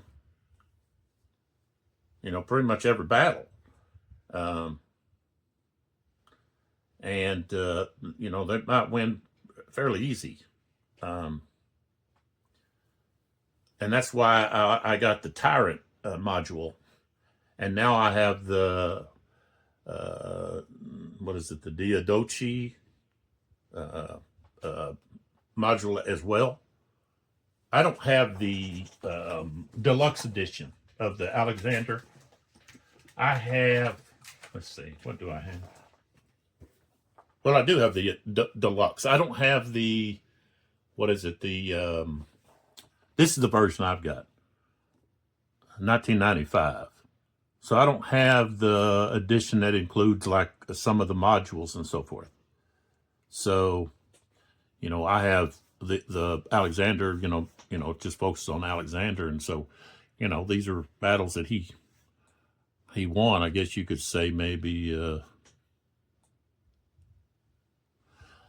Oedipus, maybe he, say maybe that's a draw or whatever, but how you look at it.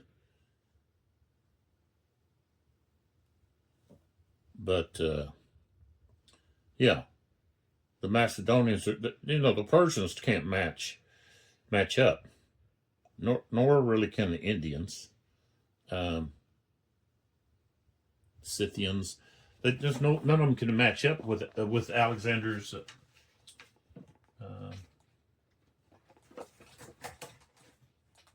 Macedonian army. So now let me set that aside. I do want to talk about these books again. So we've got The Great Battles of Classical Greek World by Owen Rees. And I don't know if it's Rees or Rays. I think it may be Rees. But it's a pen and sword published book. And like I said, there's the QR code right here. And I will at least try to put in, of course, here's their website. So I'll try to put that in the notes of this video. But, you know, here's the Battle of Leuctra, okay?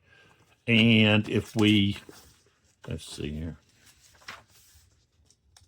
And it talks about the battle, the armies, it gives you a background, but of course, you've got the diagrams in the book.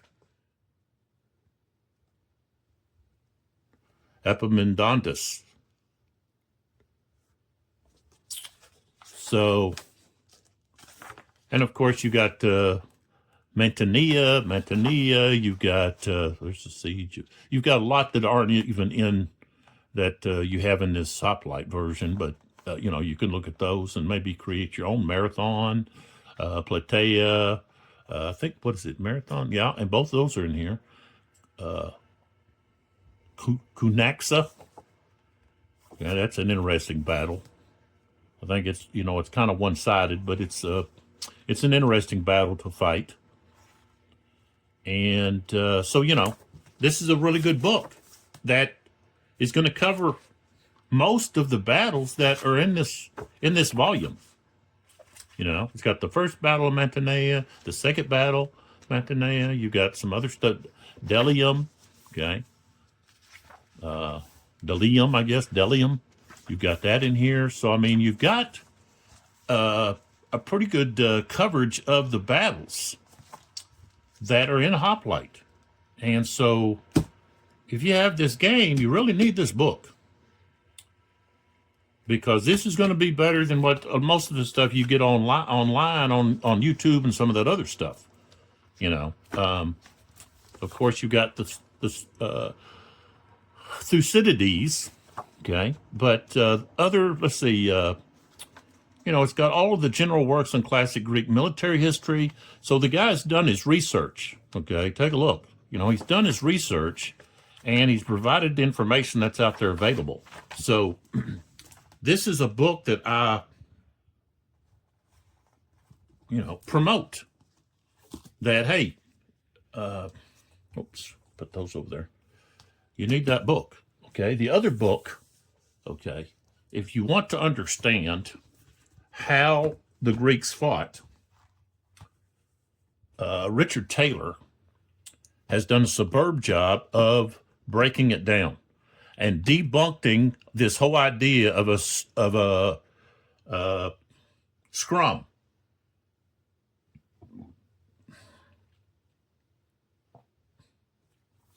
A shoving match. Now, does that mean they didn't do some shoving? Of course not. But they didn't rush against each other, and like you see in the movies, where they just clash up against each other and they just form a big mess. Okay. This was a defensive formation to also maintain unity, strength, to keep their courage. They went a pack, okay, and they didn't run. Because if they were running and you got spears, okay, think about that, running with a long spear, okay, you have to have large gaps and space between you and the person behind you in front of you. Because otherwise, as he's running and his arms moving, that end of that spear is moving back. And he could have had it over his head, but then his jabbing is going to be possibly could end up jabbing the guy in front of him in the back or the head, okay, the neck. So you can just, say that this running idea is completely idiotic. Think about it. Think about, go find some images of the equipment, okay, that these soldiers wore and carried, and then think about running with that. That's why, hey, when they were routing, they threw the stuff down. They couldn't run with it. That's why, because if they could run with it, they would have taken that stuff home because that was valuable. Okay, a shield, a spear. It took a long time to make that stuff. They didn't have a Target or a Walmart around the corner. They can go down and say, hey, I need to get a new shield. No, they had to make them. And so they're not running with this stuff on. They are marching, and they've got a guy back there somewhere with a flute or lute, whatever you want to call that thing, and he's blowing out the cadence, the rhythm of the march. So you get in a discussion with someone about Greek hoplite warfare, then you get this book, you can tear down the whole idea of all of that rugby business. Okay, these were not rugby battles. They were not. And the description given, you got to recall it's in Greek. And when you translate from one language to another, you don't always get the meaning translated correctly. And you have to think about, okay, words' meaning changes over time. So what one Greek meant by using a certain word, years, centuries, decades, whatever later, that could have changed. And also, you got to remember that, a lot of these historians were writing about these battles from, stories that were passed down to them. Or they might have had, maybe someone else did something, and they were able to look at that, and then that was destroyed or whatever. But, also, who was the one writing, and whose side was that person on? Who did they favor? Because you got to even today, you think over in China or North Korea, or even World War II, you have reports of Germany making claims and the Japanese making claims that weren't accurate. After battles, Japanese were notorious for that, claiming they had sunk ships that they didn't sink, that they didn't even hit, so forth. So, but this whole idea that we have a rugby match going on, you can squash that with this book. It's going to explain everything, talk about the different swords, the different spearheads, the helmets, and whatever, formations, turning actions,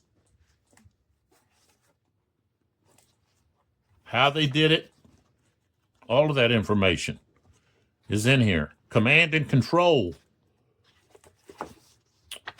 We've got all of the art work, okay, mentions the Lacedaemonians, Demonians, which were the Spartans. And the Spartans, Lacedaemonians, they they did not want to be a skirmisher. Okay. They thought skirmishers were cowards. And so, you know, they went into battle sometimes without, well, they had let's see, what was it? Oh, it was a little island that they got defeated by a bunch of skirmishers. It starts with a S, like an SK or something. I could probably find it in the back here. But not that it matters. Let's see. Maybe it's not. Let's see. Well, here it talks about Shrum in combat, page 11, then 377, and then 392 to 427, pushing in combat. Othismus, Othio. Maybe it's Skytella. That's where it was at. Anyways. So, 392 here. Let's see what we got.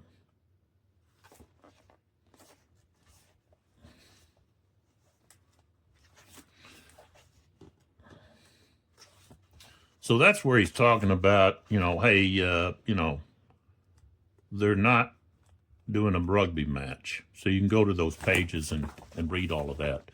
But I was looking for something else. But this is a really great book that is, like I said, debunks the whole scrum business and gives you a clearer picture of actually what the fighting was like and how their command was, how they organized the weapons. It just covers it all. And so if you're going to be a student of history or, you know, you're going to play these games, you need to understand how everything was done, you know, to really get a grasp of, you know, what happened. So those are two books that I strongly promote. I don't get any kickbacks off of them. I'm not their sponsor. I'm just a former history teacher that spends a lot of my time reading about history and specifically about the history of games that I play. When I play and do these playthroughs through these battles, I usually have bought a book or books over the battles, and I've read it so that I understand. Okay, if you watch some of my other videos, you've seen I pull out these books on most of them. And you know, that's where I'm getting the information that I'm telling you. You know, that's where I get all the details and stuff that I talk about. It's because I've learned something from playing the game has caused me to want to know more about the battle, and so I go and research or buy books or whatever. And you're better off with the books than if you just go on to YouTube or even Wikipedia. Okay, that's not gospel. Okay, the books they're gonna tell you where did they get their information. Okay, so here's the bibliography. You know, he's done his research. If you look through here, okay, he's not just got like 3 or 4 sources and he's just, you know, rambling on stuff out of his head. Okay, no, he's giving you the stuff from the people that have a lot of knowledge, study, okay, into Greek warfare. So that's 2 books that if you're going to have Hoplite and you want to really enjoy the game, okay, this volume in a much greater detail, then, you know, and not only this, but also, you know, this would apply to, well, at least this would apply also toward understanding Alexander the Great. And also SPQR with the phalanxes there against the Romans. Now, I have another book that deals with the legion versus the phalanx, okay? And I think I've already brought that up and shown it, but in another video, Okay, dealing with SPQR, or I think it might have been I don't think it was a Julius Caesar, it was SPQR. But anyways, I think that's enough on this battle here, and hopefully you will not make the same mistakes I have made dealing with the rules. Hopefully, by me making some mistakes, it will help maybe you as a player to remember that. Let's pull back a little. That, of course, my stinking lamps are putting a glare on stuff. And I'll tell you what, that is just an amazing picture. It's a painting that's on this box. There's so much going on in that painting, and you know, I always, you know, like this guy's like a demon character or something. He's got a really menacing expression on his face, and it looks like he's got horns, and you know, it's just kind of like, ooh, man. But there's a lot going on in that background, and also close to these two main characters here that you see. And then you have this character here, probably looks like some kind of leader with the fancy. Well, I guess a lot of them have gold on something, but he's kind of standing up. It's like, is he rooting on his army or what? You know, is that like an Alexander type character? Which Alexander's not in this volume, but there you go. So, and this is the second printing of this game. So, you know, and I've got, you know, reservations about some of the rules and so forth, but you know, you can look at the when you have to roll for your units to move, and they're saying they're running. You don't actually have to, you know, in your mind see them as running. Is you could see them as having a faster pace. And when they say trot, same thing. When they say walk, they have a slower pace. They're trying to very slowly move forward. Instead of, okay, I think that they're actually running, which I don't see that. Okay. I see that with skirmishers running up and then throwing their javelins, or, you know, throwing, you know, slinging, they're doing their slings, run up in position and then fire their arrows and run away. I don't see that with these phalanxes. If they're running and anyone in that phalanx falls or stumbles, you're going to have NASCAR. If you watch NASCAR, you know what I'm talking about. You're going to have a pileup. And now that formation is done, and anyone close to it. So now you're going to end up with a big gap, because one part of your line is now collapsed on itself. So, yeah, I don't think the running is actually what they did. So you don't have to see it as running. That's what I do. Okay. And I kind of like the idea that you don't have control over how fast they're moving or how quickly. I think that would happen, but not in the sense that they're actually running or trotting. You know, I think they could trot if they're in loose column formation. They might trot to get from one place to another, but I don't see them running. Not a phalanx. They would have to split up in much smaller groups, I think, to run, and have lots of space between them, because you're not going to run and just have your spear going straight up and down. You know, if you have it on your shoulder, you know, you're still, and you got that shield, you're not going to be able to run. It's, you know, so if you don't believe me, you know, go build you a shield and a spear.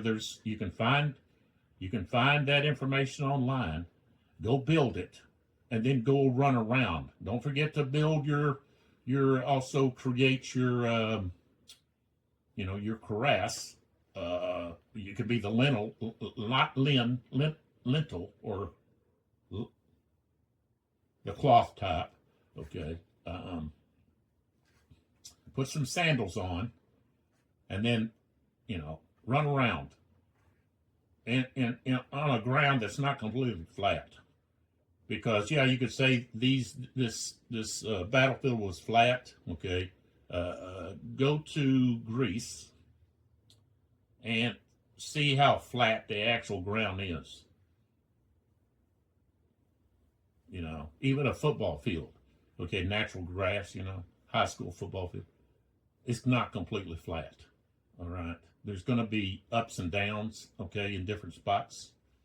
And you run around and with all that and see, if you don't stumble a few times, or if your spear is not jabbing to forward, backward, and so forth. So,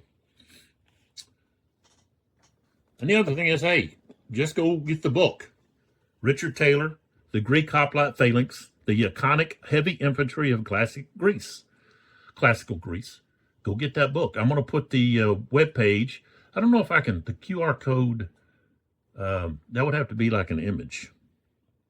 The only thing that I could do is I could just hold it up, but I don't know if that you could actually pause it, and then, if I hold it up real close here, I don't know if you could actually, maybe you can.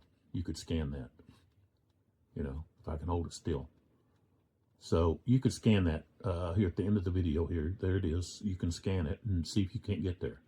But I'm going to put this here, okay, on the information. So that'll be there. Okay, so that's Hoplite. And now I'm going to I'm going to be finishing First Victories, Vimiero. But I'm also got the Monmouth Courthouse, two games set up with Lee's Advance.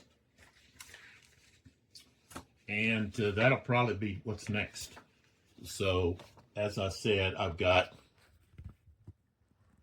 okay, Monmouth Courthouse. That's GMT, no GMT. And probably this is really my favorite American Revolution system.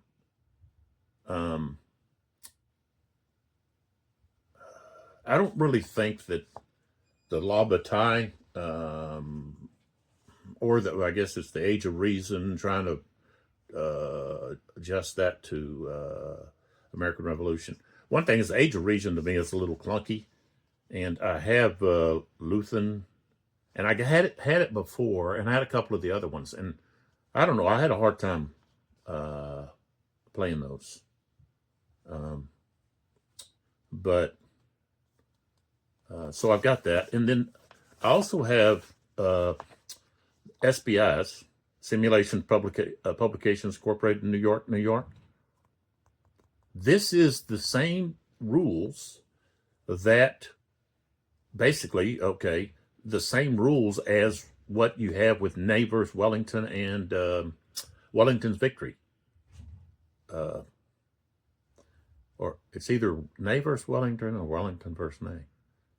But either way, this is the same, and I don't know. I don't know. I think the other one came out first. You had, I think, Ney versus Wellington, and then you had maybe Wellington's Victory, and then you had this. But you also had, they had what's Calpians, maybe Calpins, Camden. Anyways, there's another one of the American Revolution that they did. And I don't know why they didn't do more, okay, because I really like this system. The only thing that I didn't like was how they handled skirmishers. I thought the skirmishers were too strong in Ney versus Wellington. And I've got Wellington's Victory, okay, not the new revised whatever. I've got the old original. And I don't know if I'll ever get it out and play it, but I have it.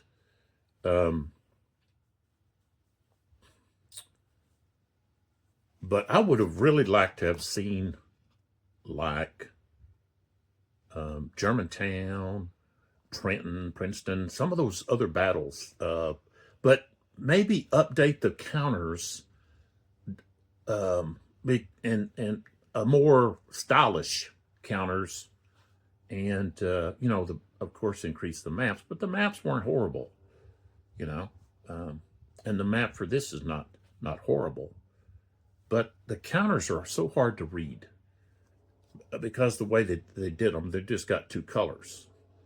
Well, yeah, like two or three colors maybe, but it's just they could have. I know at the time this is 1982, but they could have really. I think this could have really been a successful series. That because the smaller battles you don't have as many counters, so you can easily put that in a magazine. And that's what this is. Just like Ney versus Wellington, that was just Quatre Bras in a magazine. And I've got that. But I don't know if I've played. I might even have that Cowpens one somewhere. I've got to dig around for my stuff and look to see. But I wanted to compare these two, and I come across this, so I picked this up, and I think I've got all of the GMT, American Revolution. I did do a big video over White Plains, and of course I think I've done Saratoga before, but I've got all the other ones that some of them Newport, and you've got let's see, I'll go for my shoulder here. I can probably Pensacola, Newtown. What I say, Newport, Savannah. There might be maybe one or two that I don't have. I also have. Let's see. I've got one that. Okay, Guilford, Saratoga, Brandywine. I don't have. I do have Germantown. I don't have Trenton or Princeton. Those I don't have. So I don't know if you could hear me, but we're going to do that next. But at the same time, we're still finishing up Glory and Empire. So don't think that I've given up on that. Because I haven't had a conclusion. And, I like to have the conclusion so I can talk about specific things. And so that, and also I'll be doing Alexander, Great Battles of Alexander, Diadochi,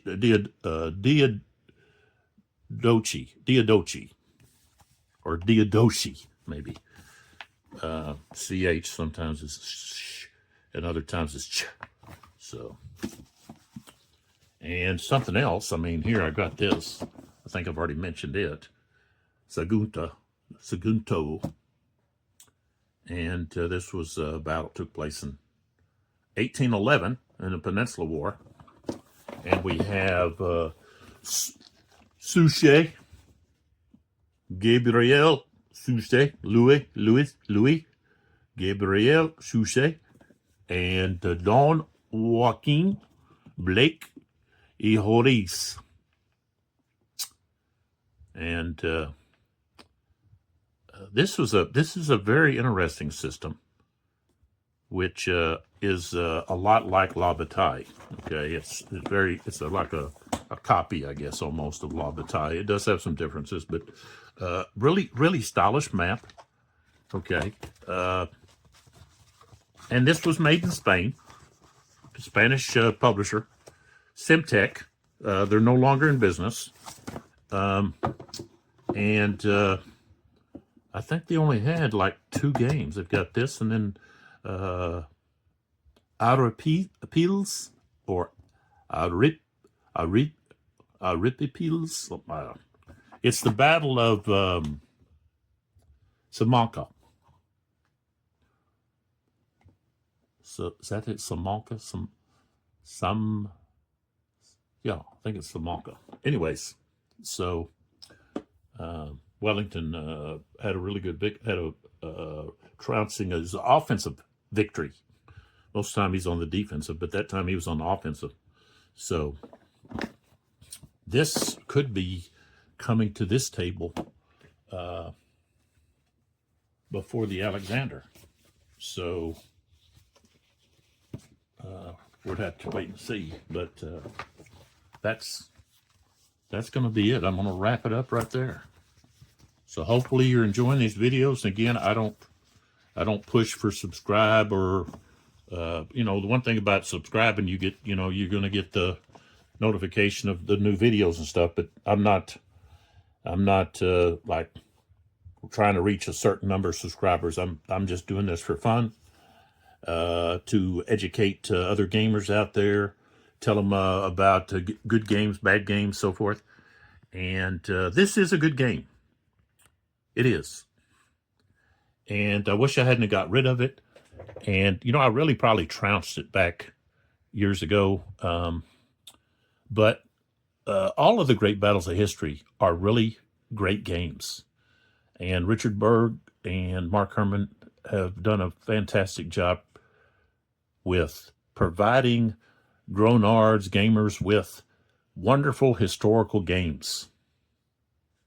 And they put a lot of